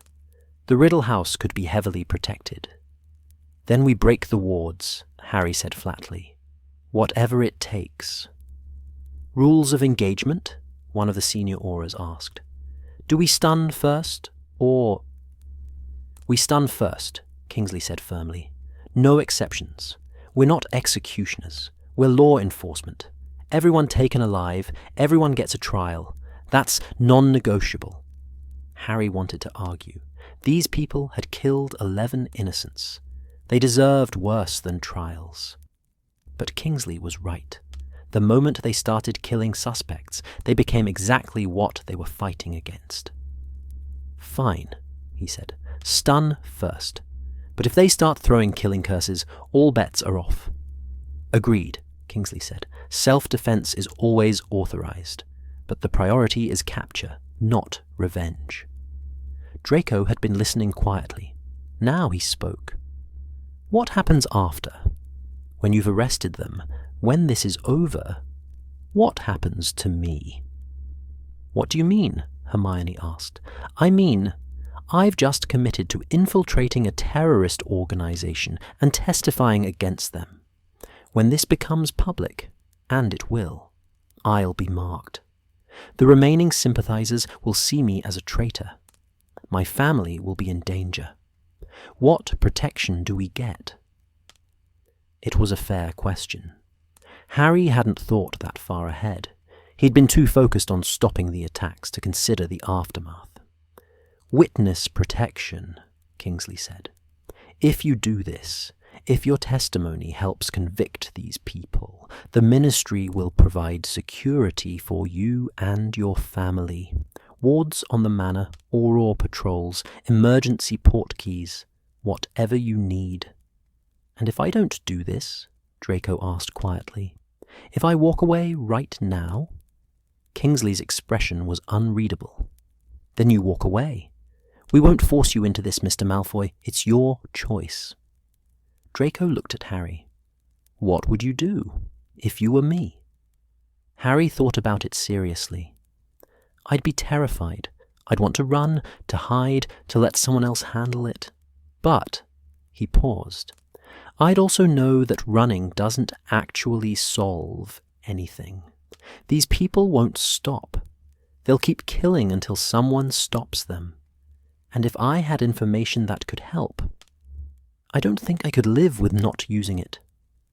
Even though it puts you in danger, Draco pressed. Especially because it puts me in danger, Harry said. That's what makes it matter. Draco was silent for a long moment. Then he stood, straightening his robes with that old Malfoy pride. I'll do it, but I want something in return. Here we go, Ron muttered. Not money, Draco said quickly. Not clemency or favors or anything like that. I want... He took a breath. I want my mother to stay safe. Whatever happens to me, whether this works or not, I want Aurors protecting her.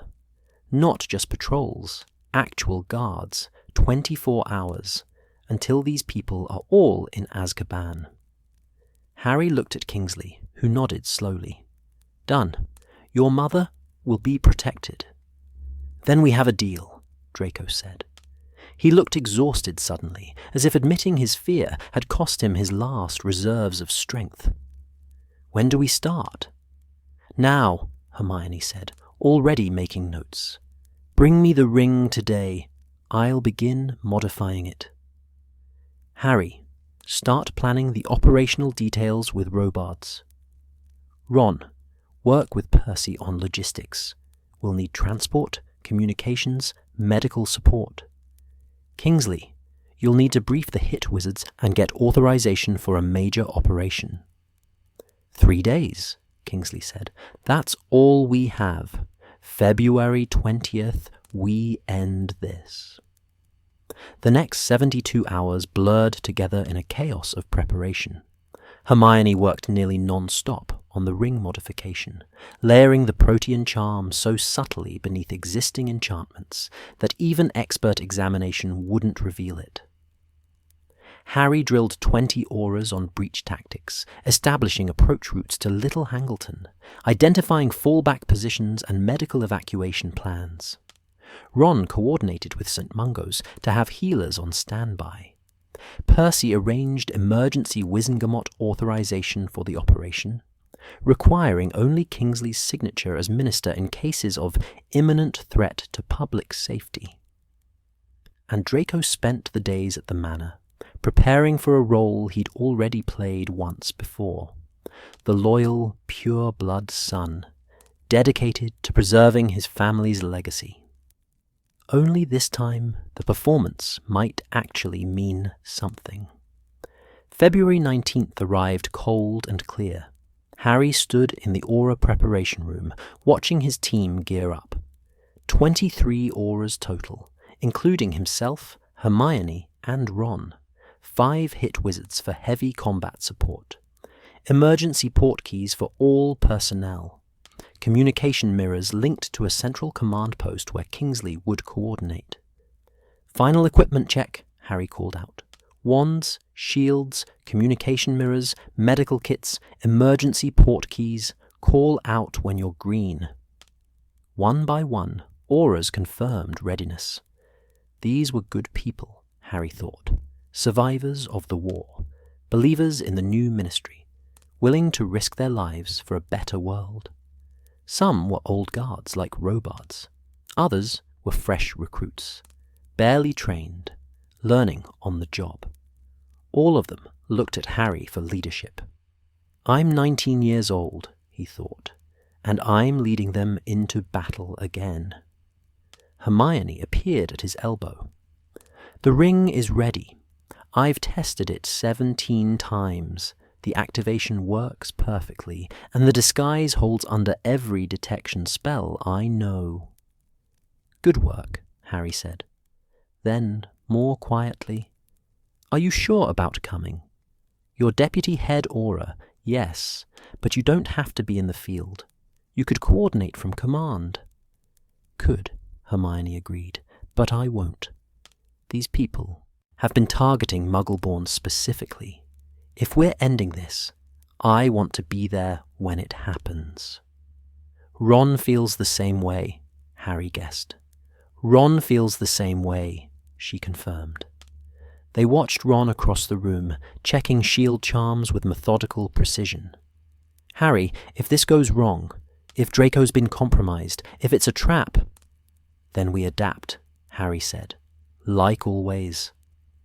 "Like always," Hermione echoed, but she didn't sound convinced. Robards approached, carrying a tactical map of Little Hangleton.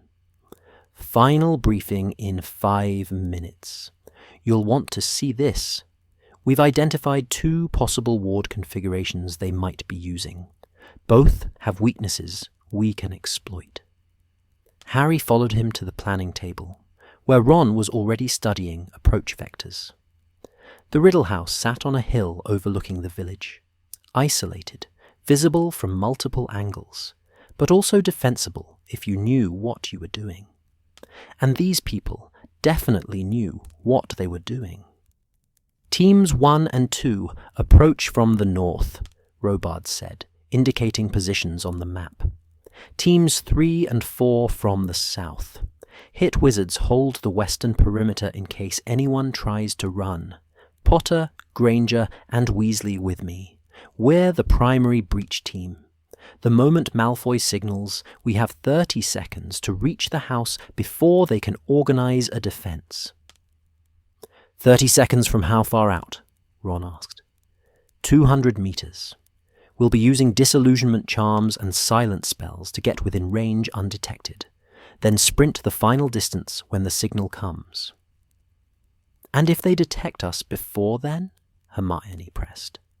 "Then we breach immediately and hope Malfoy can get clear in the confusion," Robards said grimly.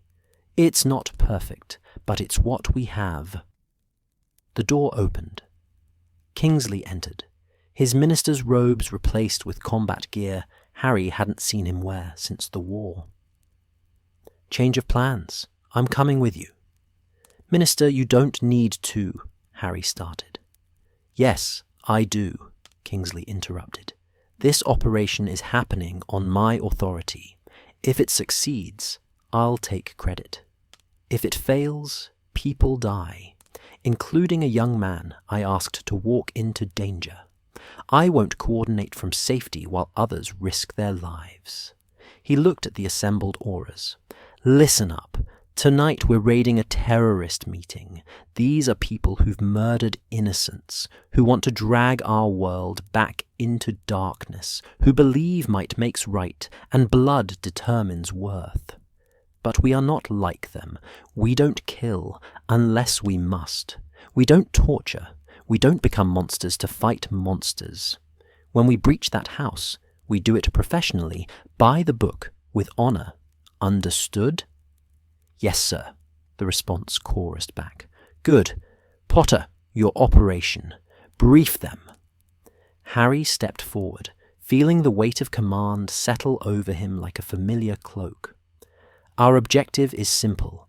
Capture the Serpent's Hand leadership alive. Secondary objective, identify and document all attendees for future prosecution.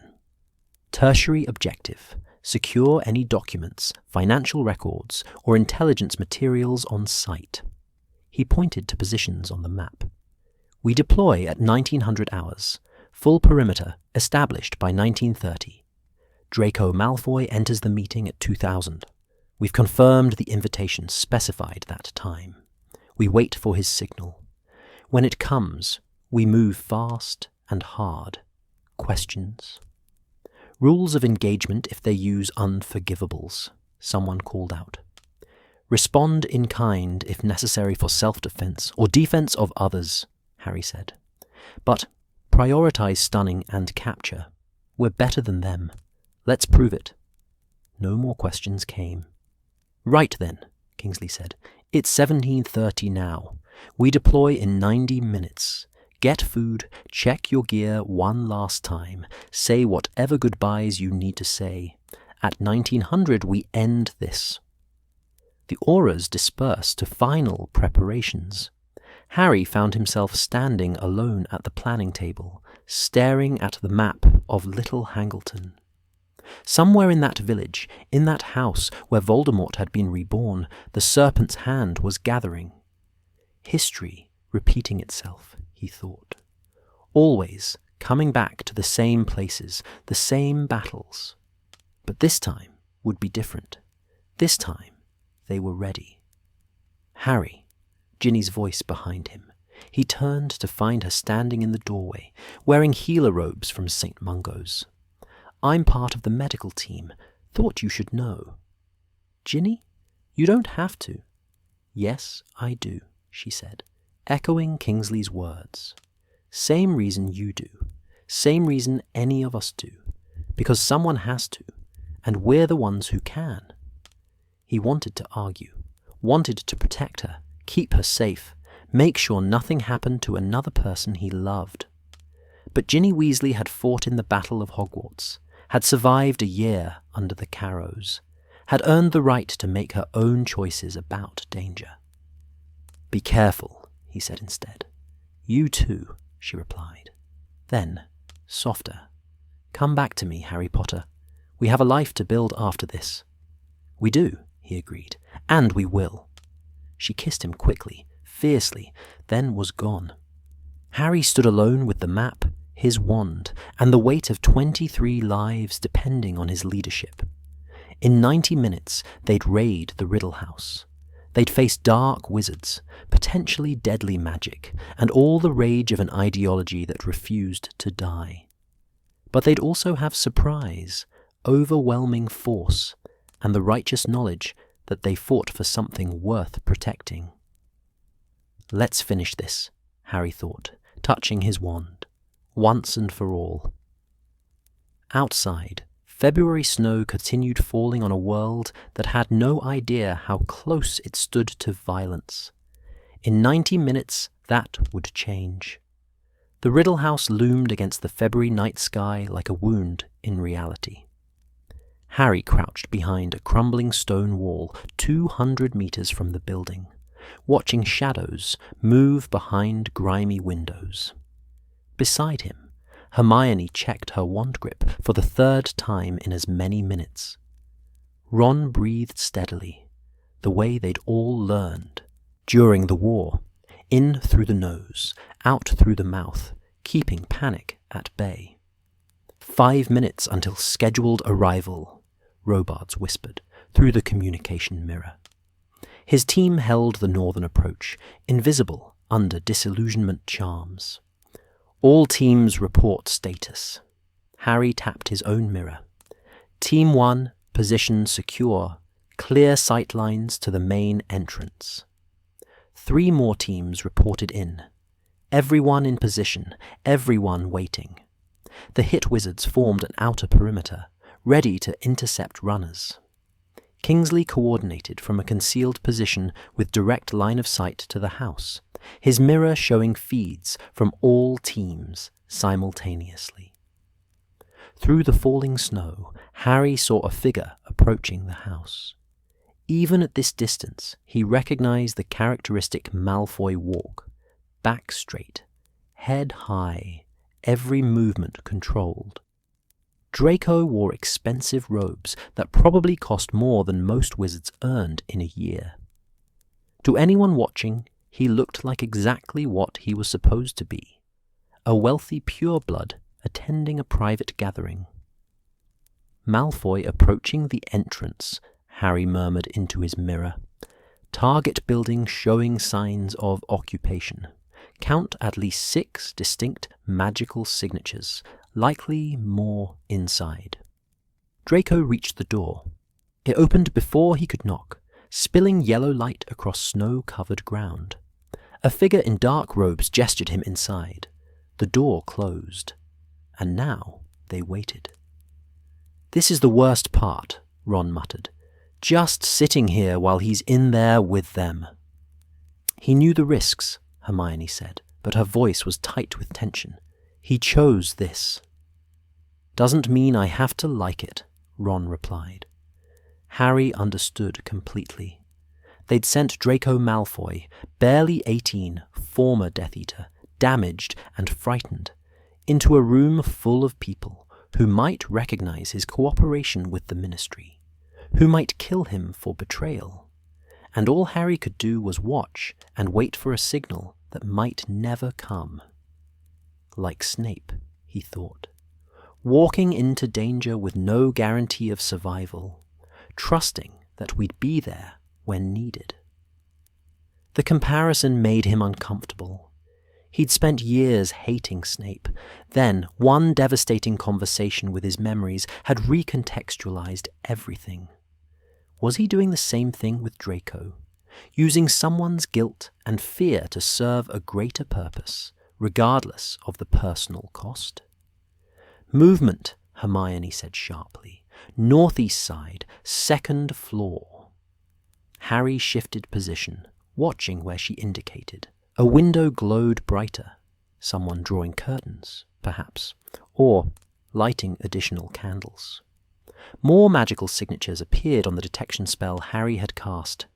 8, now 10, 12. "Big meeting," Robards observed through the mirror. "More than we anticipated." "Good," Kingsley said grimly. "Means we get them all at once." 20 minutes passed. Then 30. Harry's legs cramped from crouching. Snow accumulated on his shoulders despite warming charms.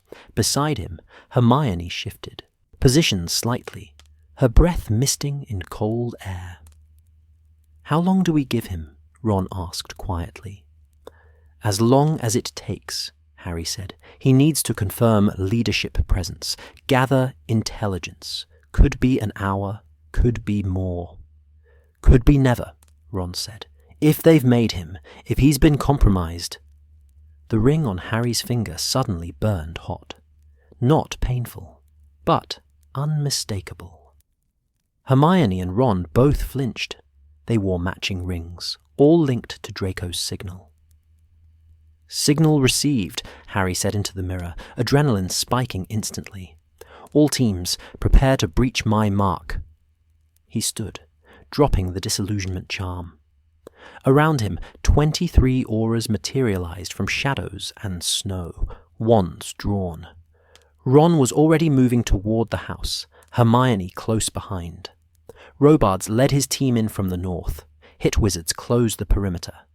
"Go!" Harry shouted. They ran, 200 meters across open ground, snow flying, robes whipping.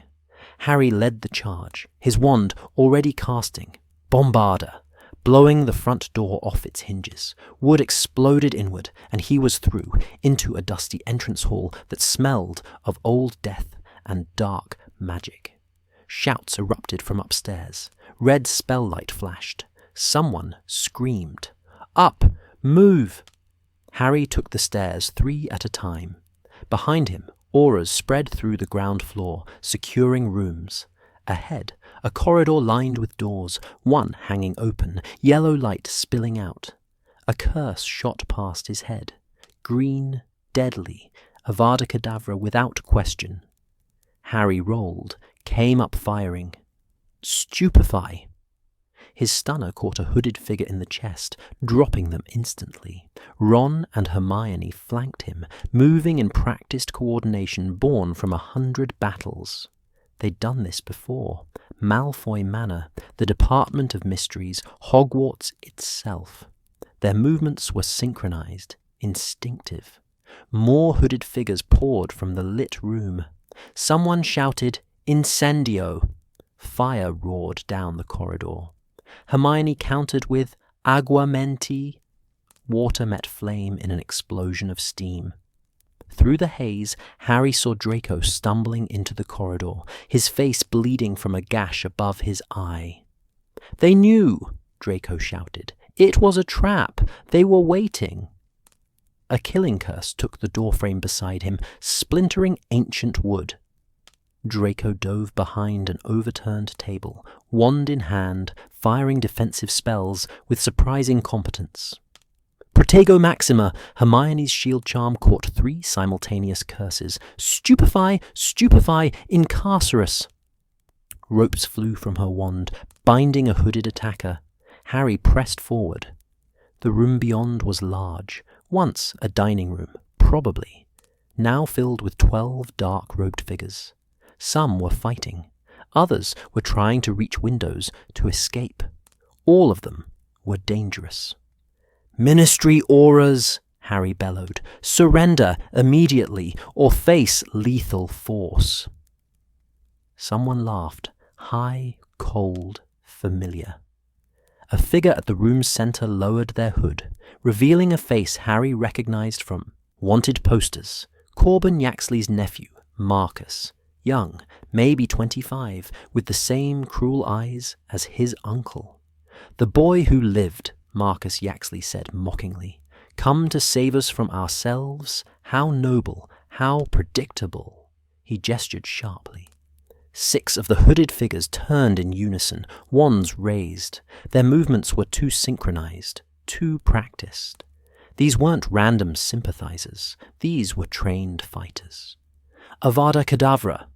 6 voices, 6 green lights, all aimed at Harry. "Protego!" Hermione's shield caught 3. Ron's shield caught 2. The 6th. Kingsley appeared from nowhere, his own shield deflecting the curse back at the ceiling. Plaster exploded, raining down debris. "Potter, Granger, Weasley, take the left flank. Robards, secure the exits. Nobody leaves this room alive unless they're in custody." The battle dissolved into chaos. Harry dueled Marcus Yaxley directly, trading curses across burning furniture. The younger man was good, really good, his technique polished by training Harry could only guess at. Death Eater veterans teaching the next generation, passing down knowledge of dark magic and combat tactics. "Crucio!" Yaxley shouted. Harry dodged, fired back. "Expelliarmus!" The disarming spell missed by inches. "Stupefy! Incarcerus! Petrificus totalis!" Yaxley blocked each curse, laughing. Is that all the famous Harry Potter can manage? Stunning spells and ropes? We were promised the wizard who defeated the Dark Lord, and instead we get a child playing at heroism. Sectum sempra, Harry said quietly. Yaxley's eyes widened. He recognized the spell, started to shield, but he was a fraction too slow. The curse caught his shoulder, blood spraying. He screamed, stumbling backward. Harry felt sick.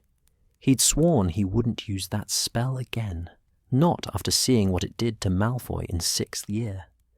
But Yaxley had been trying to kill him, had killed innocents, and in the moment, the spell had come automatically.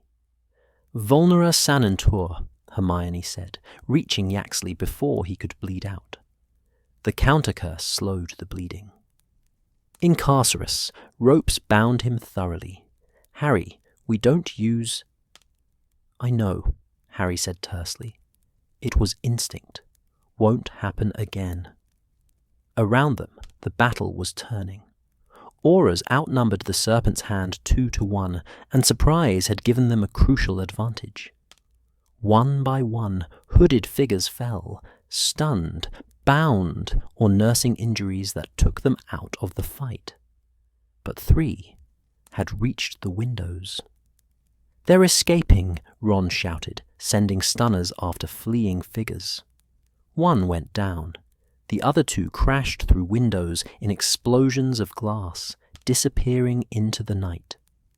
"Teams 3 and 4, we have runners," Kingsley barked into his mirror. "Northeast and east, moving fast. Intercept." Harry ran to the window, looking out. Below, 2 dark shapes sprinted across snow towards the tree line. 1 was limping badly. The other moved with practiced speed. "I'm going after them," Harry said. "Harry, we don't split up," Hermione started. "We don't let them escape either," Harry countered. He was already moving, racing down the corridor, taking stairs in leaping bounds. Behind him, he heard Ron shouting something, but there wasn't time. The front door was open, cold air rushing in. Harry plunged into the night, following footprints in fresh snow. His breath steamed, his wand arm was steady. 2 targets, 1 injured, both desperate. The forest loomed ahead, dark and dense. Harry slowed at the tree line, casting detection spells. 2 magical signatures, 50 meters ahead, moving deeper into the woods. He followed. The forest was old, the kind of ancient English woodland that had stood for centuries. Snow muffled the sound, making everything eerily quiet. Harry moved carefully, using trees for cover, tracking by magical signature rather than sight. Ahead, voices. 2 people arguing in harsh whispers. "Can't go back, don't have a choice, the portkey's compromised, should have killed the Malfoy boy when we had..." Harry stepped into their clearing and raised. "Don't move." 2 hooded figures spun to face him. 1 was young, barely older than Harry himself, bleeding from a wound in his leg. The other was older, female by her build, and already coming up. "Drop your wands," Harry said. "You're under arrest for terrorism, murder, and conspiracy against the Ministry. Drop them now or..." The woman fired. "Avada Kedavra!" Harry dove, the curse passing so close he felt its cold wake. He fired back from the ground. "Stupefy!" She blocked it. "Incarcerus!" She slashed her wand, severing the ropes before they reached her. The younger man tried to run. His injured leg betrayed him. He stumbled, fell, scrambled through snow. Harry hit him with a stunner before he'd gone 3 meters. 1 down. The woman circled him now, and steady. Through the gap in her hood, Harry saw cold eyes, a hard mouth, features twisted by hatred and conviction. "You think you've won," she said. "You think arresting a few of us stops anything." "It's a start," Harry replied, keeping his wand trained on her center mass. "Who's funding you? Who leads the serpent's hand?" She laughed, bitter, knowing. "You already arrested the leader, boy.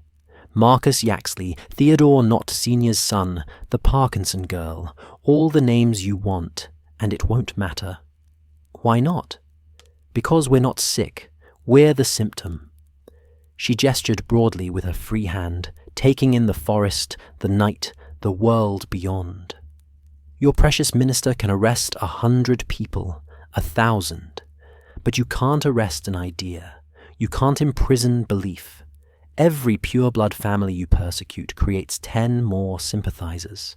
Every Muggleborn you elevate proves to traditional wizards that their world is ending. You've won a battle, Harry Potter. But the war?" She smiled coldly. "The war is eternal."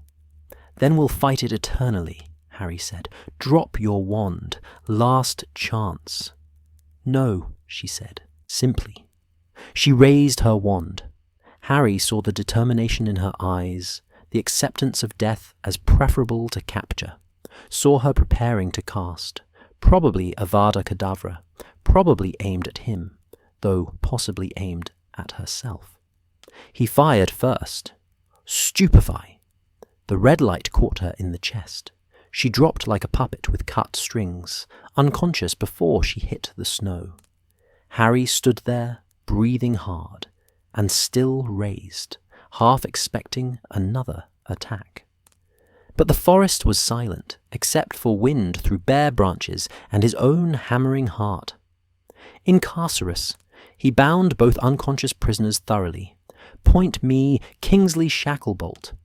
His wand swung north, back toward the house. Good. Now he just needed to... Pain exploded in his back. Harry stumbled forward, his legs suddenly weak. He turned, saw a third hooded figure emerging from behind a tree, and raised for another curse. How had he missed them? "Pro," he started, but his voice wouldn't work properly. Paralysis curse, he realized. Partial, but spreading fast. The figure approached, lowering their hood. A young man, maybe 20, with features Harry didn't recognize. The famous Harry Potter, not so impressive up close. Harry tried to move, but couldn't. His wand arm was frozen. He couldn't speak, could barely breathe. "Messages need to be sent," the young man said conversationally. "You arrested our people. Fine. We expected that. But you need to understand something. This doesn't end. Ever. There will always be another generation, another group, another uprising. You can't kill an ideology with arrests and trials." He raised his wand, aimed directly at Harry's heart. "Avada!" A silver hound exploded from the trees, slamming into the young man's chest. He flew backward, his curse going wild, green light blasting into branches overhead. The hound, Kingsley's Patronus, circled protectively around Harry. Then Kingsley himself was there, moving with the speed and precision of a veteran aura. "Stupefy, Incarcerus, Petrificus Totalis." The young man was bound and frozen before he could recover. "Harry, don't move." Kingsley knelt beside him, wand glowing. "Finite incantatem." The paralysis released slowly, painfully. Feeling returned to Harry's limbs in stages of pins and needles. "I'm okay," Harry managed. "Just... stupid. Should have checked for backup." "Should have waited for backup of your own," Kingsley corrected sternly. "What were you thinking, running off alone? That they were getting away? And they nearly killed you." Kingsley helped Harry to his feet, supporting him until feeling fully returned. "Your head aura, Harry. That means you lead from the center, not the front. You can't protect people if you're dead." Harry knew he was right, knew he'd let war-learned instincts overrule peacetime wisdom. In battle, you pursued fleeing enemies. But this wasn't a battle. It was law enforcement, and different rules applied.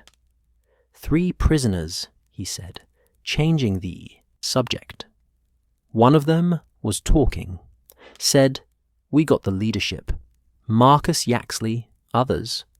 But that won't matter, because we can't arrest an ideology." Kingsley's expression was grim. "She's not wrong, but we can make it damn difficult to act on that ideology. Come on, let's get these 3 back to the house. The others will be worrying." They levitated the bound prisoners and trudged back through snow. Harry's back ached where the curse had hit, but he'd live. Could have been so much worse. Should have been worse if Kingsley hadn't arrived when he did. The Riddle House blazed with light now, every window glowing as auras processed the scene. As they approached, Harry saw prisoners lined up outside, bound and guarded. Hermione was interviewing someone. Ron coordinated with hit wizards securing the perimeter. And Draco Malfoy sat on the front steps, head in hands, still bleeding from the gash above his eye. Harry approached him. "You all right?" Draco looked up, his pale face even paler than usual. They knew. Not that I was in the ministry, but that someone was. They'd been testing everyone all night, asking questions, watching reactions. When your signal came, when you breached, I thought they'd kill me before you reached me. But they didn't. Marcus Yaxley wanted me alive for interrogation, said the Malfoy name meant I had information worth extracting. Draco's hands were shaking. He was about to start when you broke through the door. Harry sat beside him on the cold steps.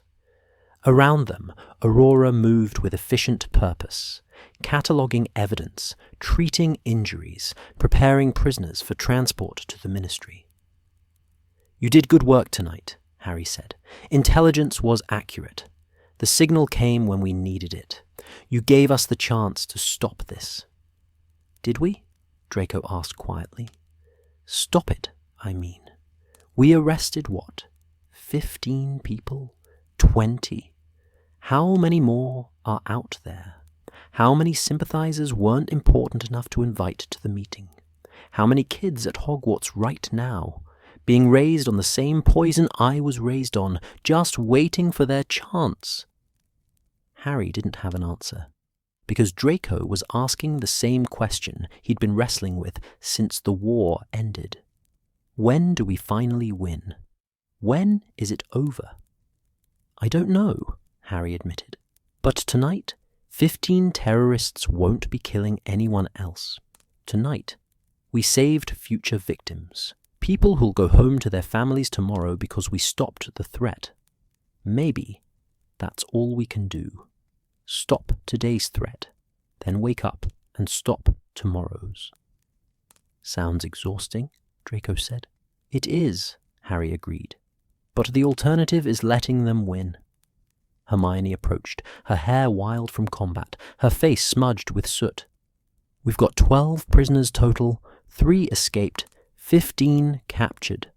Marcus Yaxley is in custody and already demanding his family solicitor. Robards found a cache of documents in an upstairs room.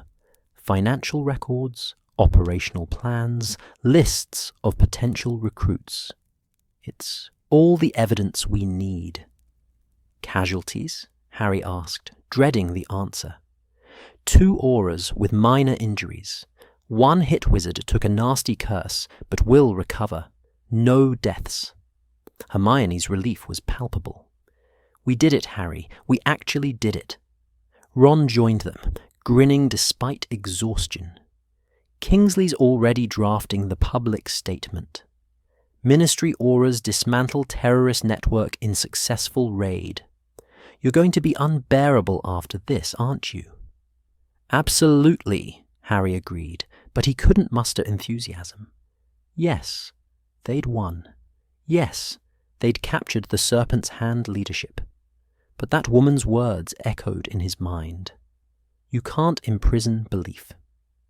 Kingsley emerged from the house, his minister robes reappearing over combat gear with a simple charm. He looked at the assembled team, bloodied, exhausted, victorious. "Good work, all of you," he said, his voice carrying that deep authority that made you want to stand straighter. "Tonight we struck a decisive blow against terrorism. We've captured the Serpent's Hand leadership, secured critical intelligence, and proven that the Ministry of Magic will not tolerate violence against innocent citizens. You should all be proud." Applause rippled through the auras, tired but genuine. "Prisoners will be transported to Ministry holding cells immediately," Kingsley continued. "Full interrogations begin tomorrow. Trials within the week. We're doing this by the book. Every arrest documented, every piece of evidence catalogued, every right respected. They'll have their day in Wizengamot Court, and they'll be convicted because we have overwhelming evidence." "And then?" someone called out. "And then Azkaban," Kingsley said grimly. "Reformed Azkaban, without Dementors, but still secure. They'll have decades to contemplate the consequences of choosing terrorism over dialogue." He paused, looking at Harry specifically. "But make no mistake, this is not over. Tonight was a victory. Tomorrow we continue the work of building a just, equal, magical Britain. One arrest at a time, one law at a time, one convinced heart at a time. It's slower than we'd like, harder than it should be, but it's the only way forward that doesn't make us into what we're fighting against." Harry stood, wincing at his sore back. "What do you need from us?" "Rest," Kingsley said simply. "You've earned it. In 3 days, we present this to the Wizengamot. Evidence of ongoing conspiracy. Proof that the Serpent's Hand was real and dangerous. Justification for every reform measure we've proposed. Let the pureblood faction try to argue against change when we've just prevented mass casualties." It was clever, Harry had to admit, using the raid's success as political capital, converting military victory into legislative momentum. Kingsley wasn't just a good aura, he was learning to be a good minister. "Come on," Hermione said, tugging Harry's arm. "Let's go home. I need about 12 hours of sleep and possibly a year-long vacation." "I'll settle for the sleep," Ron said, "though the vacation sounds brilliant." They walked away from the Riddle House, that place of death and resurrection, now just a crime scene being processed by professionals. Behind them, auras worked through the night. Ahead, London waited, sleeping peacefully, unaware of the battle fought on its behalf. Draco remained on the steps, alone despite his success. Harry paused, looked back. "Malfoy," he called, "come on, we'll make sure you get home safely." Draco looked up, surprised.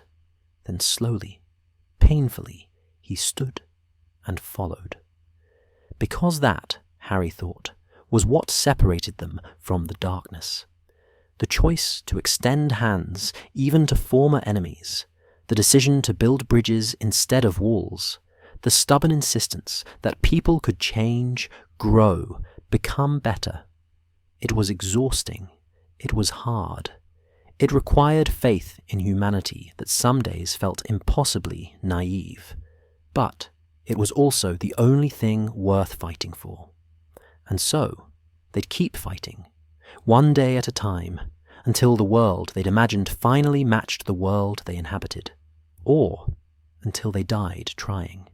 Harry really hoped it would be the former. December snow fell gently on Hogwarts Castle, transforming the grounds into something from a Christmas card. Nearly 2 years had passed since Voldemort's fall, and the castle bore almost no visible scars from that terrible night. The astronomy tower had been rebuilt, stronger than before. The great hall's ceiling showed peaceful winter clouds. The greenhouses gleamed with new glass, enchanted to maintain perfect growing temperatures year-round. Harry Potter stood at the entrance to the great hall, watching students file in for the last breakfast before the holiday break. The hall was fuller now, 416 students this year, nearly back to pre-war numbers. Families were learning to trust again. The children were laughing again. The castle felt alive. "Nervous?" Ginny asked, materializing at his elbow. She wore casual robes today, no healer uniform, since St. Mungo's had given her the week off. Her red hair was pulled back in a practical braid, and her smile was warm with understanding. "Terrified," Harry admitted. "Teaching my first class after the holiday, and I'm already imagining everything going wrong." "You'll be brilliant," Ginny said confidently. "You taught the DA, you've trained auras, and you literally saved the world. I think you can handle teaching defense to a bunch of teenagers." Harry wasn't so sure. Being head auror for a year and a half had taught him many things, but standing in front of a classroom felt different, more personal, more permanent. "Professor Potter has a nice ring to it," Ron said, joining them with a plate already loaded with breakfast food, despite the meal not officially starting yet. The house elves loved Ron. "Though I still think you're mad for giving up head auror to teach." "Williamson was ready for the promotion," Harry said, "and I was ready to stop raiding dark wizard hideouts at 3 in the morning.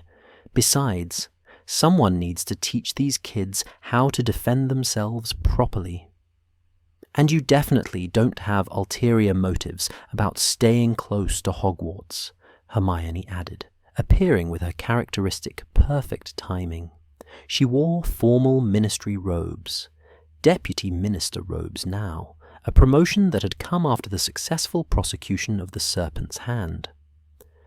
"You're not at all worried about the next generation growing up without proper guidance?" Harry smiled. "Maybe a bit." They entered the great hall together, though Hermione and Ron diverged toward the student tables. They were here as guests, not staff. Harry continued to the staff table, taking the seat that had once been Remus Lupin's, then Mad-Eye Moody's, then Snape's. The defense against the dark arts position, cursed for decades, finally broken when Voldemort died. At least, they hoped it was broken. Harry would find out in January. Professor McGonagall sat at the center of the table, in the headmistress's chair, looking more relaxed than Harry had seen her in years. The castle's full recovery had done wonders for her spirits. Beside her, Professor Flitwick was engaged in animated conversation with Neville Longbottom. Now Professor Longbottom officially, having proven himself indispensable over the past year. "Harry," Neville said, waving him over. "Been meaning to ask? You're planning to cover Patronuses in your curriculum, right?" "Eventually," Harry said. "Why?" "Because I've got a theory about using them in combination with certain plants for therapeutic purposes. Helping students with PTSD, you know. Thought we might collaborate on a cross-department project." Harry felt a surge of pride. This was Neville, the boy who'd been terrified of everything, now developing cutting-edge magical theory. "That sounds brilliant. Let's talk after the holiday." The students settled into their seats, conversations rising to fill the hall. Harry scanned the tables, noting familiar faces. Dennis Creevey at Gryffindor, quieter than his brother, but still passionate about photography. Hannah Abbott and Ernie Macmillan at Hufflepuff, heads close together in conversation. Luna Lovegood had graduated, but her influence remained. Several students wore Spectre specs, and someone had started a new edition of The Quibbler as a student publication. And at Slytherin, Draco Malfoy sat with other seventh years, participating in what looked like a normal conversation. Not isolated, not shunned, just there. He'd completed his NEUTs last year and was now working at the Ministry, in the Department of International Magical Cooperation, helping rebuild relationships with magical communities abroad. Apparently, being a reformed Death Eater gave you unique insight into prejudice and reconciliation. Professor McGonagall stood, and the hall quieted instantly. "Good morning. Before you depart for the winter holiday, I have several announcements. First, Quidditch Cup standings will be posted this afternoon. For those keeping track, Gryffindor and Ravenclaw are currently tied for the lead." Cheers erupted from both tables. Second, the Yule Ball will take place on December 28th for 4th years and above. Dress robes are mandatory, and no, Mr. Finnegan, your Chudley Cannon's jersey does not qualify as dress robes. Laughter rippled through the hall. Seamus grinned unrepentantly. "Finally," McGonagall said, her expression growing more serious, "I want to remind you that this Thursday marks 2 years since the Battle of Hogwarts. The memorial ceremony will take place at noon on the grounds. All students are invited to attend, but participation is voluntary. For those who lost family or friends, counselling support will be available through Madame Pomfrey's office." The hall went quiet. Even now, 2 years later, the memories were raw. 50 names carved into stone near the lake, a memorial that students visited regularly, leaving flowers and small tokens of remembrance. "But today is not a day for sadness," McGonagall continued, her voice warming. "Today we celebrate how far we've come. 2 years ago, this castle was broken. Today, it stands stronger than ever. 2 years ago, we were divided by fear and hatred. Today, we are united by hope and determination. You, all of you, represent the future we fought to protect. Never forget that." The applause started at Gryffindor, spread to Hufflepuff and Ravenclaw, and finally, after a moment's hesitation, included Slytherin. Not universal, not overwhelming, but present. It was progress. "Now," McGonagall said, sitting down, "let the feast begin." Food appeared on the tables in characteristic Hogwarts abundance. Harry helped himself to eggs and toast, watching students eat and laugh and argue about Quidditch standings. This was what they'd fought for. Not grand speeches or political reforms, but simple moments of normalcy. Children being children. Magic being wonderful instead of terrible. "Penny for your thoughts?" Andromeda Tonks asked from his left. She taught Muggle studies now, bringing a perspective shaped by loss and survival.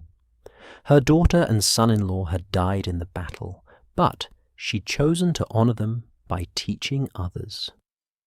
"Just thinking about how different things are," Harry said. "How much has changed?" "And how much stays the same?" Andromeda added, gesturing at the students. "Young people finding their way, making friends, falling in love, stressing about exams. The truly important things don't change. We just create better conditions for them to happen." Harry nodded. She was right.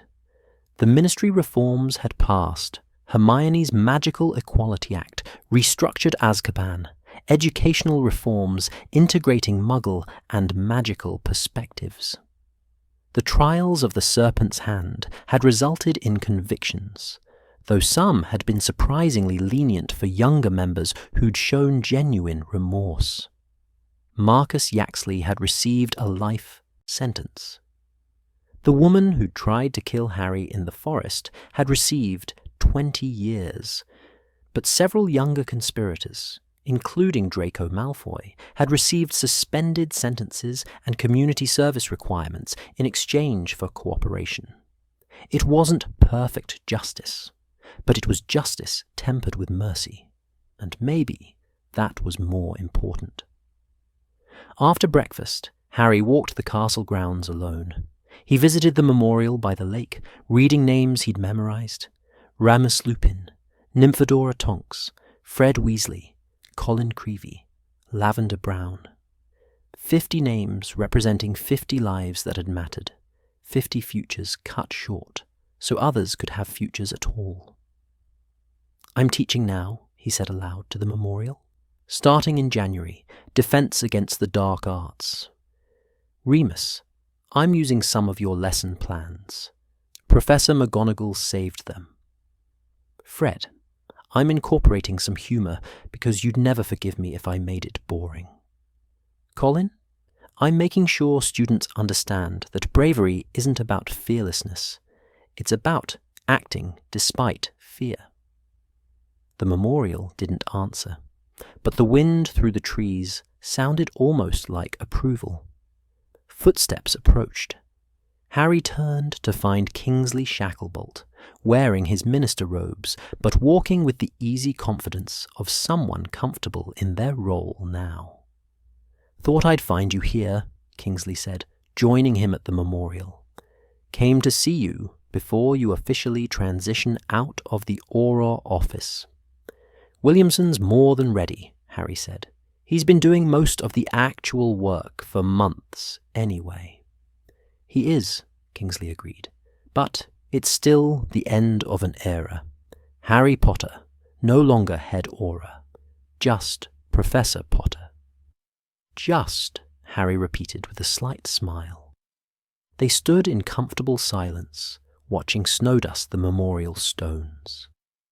"The Wizengamot approved the final educational reforms yesterday," Kingsley said eventually. "Starting next September, all Hogwarts students will take integrated classes on magical and muggle history, culture, and ethics. Hermione's been working on the curriculum with McGonagall." "She mentioned that," Harry said. "Said it was the most important work she'd done." "She's not wrong. Laws can change behavior, but education changes hearts." Kingsley paused. "We're also establishing exchange programs with Beauxbaton, Durmstrang, and Ilvermorny. Students spending a semester abroad, learning different magical traditions, breaking down the insularity that breeds prejudice." "You've come a long way from the reluctant temporary minister," Harry observed. "We've all come a long way," Kingsley corrected. 2 years ago, I thought the job was impossible. Too much damage, too much hatred, too many obstacles. Now," he gestured at the castle behind them, "now I see students of all backgrounds studying together. I see former enemies working side by side in the ministry. I see families who lost everything slowly rebuilding their lives. It's not perfect, but it's progress." "Do you ever worry it'll fall apart?" Harry asked quietly. "That all this work, all these reforms, that the next Dark Wizard or the next crisis will undo everything?" "Constantly," Kingsley admitted. "But then I remember something Dumbledore used to say. Happiness can be found, even in the darkest of times, if one only remembers to turn on the light." "We've turned on the lights, Harry. The darkness will always try to return. But as long as people keep choosing light, keep choosing hope, compassion, justice, the darkness can't win permanently." Harry thought about that, about choices, about how every person, every day, decided who they wanted to be. "I should go," Kingsley said. "Ministry business waits for no one. But Harry, thank you for everything you've done, everything you've sacrificed, everything you continue to do." "Just trying to make their sacrifices mean something," Harry said, gesturing at the memorial. "You are," Kingsley assured him. You absolutely are." The minister departed, leaving Harry alone with 50 names and 1,000 memories. That evening, Harry found himself in the Three Broomsticks with Ron, Hermione, Ginny, and a growing crowd of friends. George Weasley was there, still grieving Fred, but learning to smile again. Luna Lovegood had returned from her expedition to study magical creatures in Scandinavia. Neville brought Hannah Abbott, and their obvious happiness was infectious. "A toast," George announced, raising his butterbeer, "to survive, to victory, to the ridiculous, impossible, brilliant fact that we're all still here." "To the friends we've lost," Hermione added quietly. "And to the future we're building," Ron finished.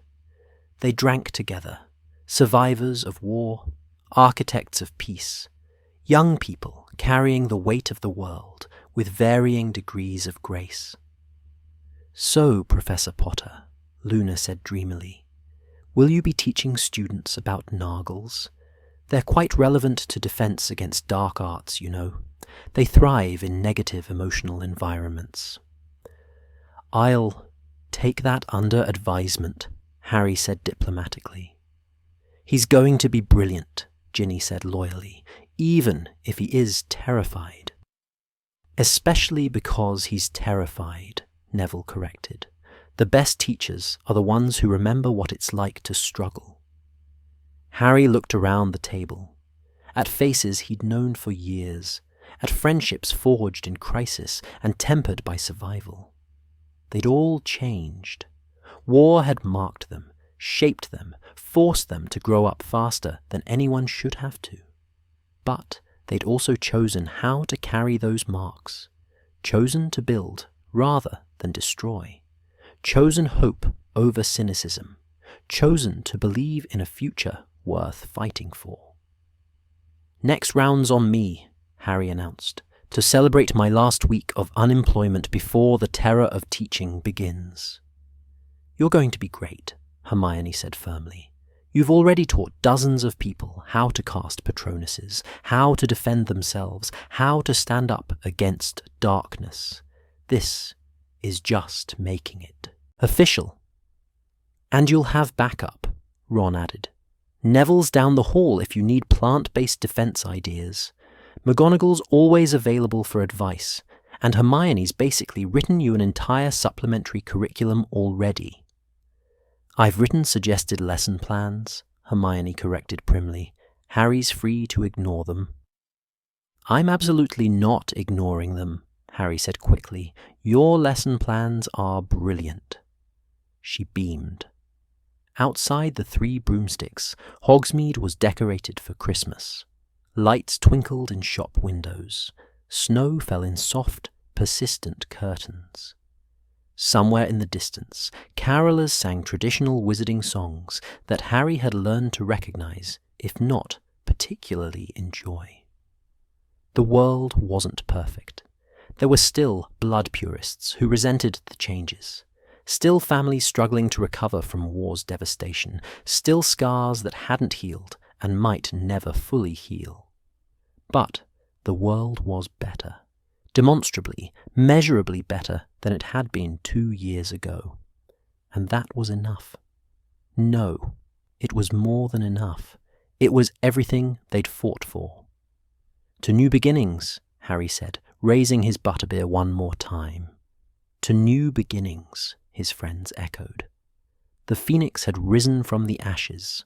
Not perfectly, not without scars, but risen nonetheless. And this time, Harry thought, they'd make sure it never fell again. He'd spend the rest of his life making sure of it. One student, one lesson, one choice at a time. Because that's what heroes did after the war ended. They became teachers, leaders, parents, friends. They built the world they'd fought to protect. And they taught the next generation to do the same. The snow continued falling on Hogsmeade, on Hogwarts, on all of Britain. washing the world clean, one gentle flake at a time, making everything new again. And in the morning, the sun would rise on a world that, for the first time in far too long, held more promise than fear. That was worth celebrating. That was worth everything.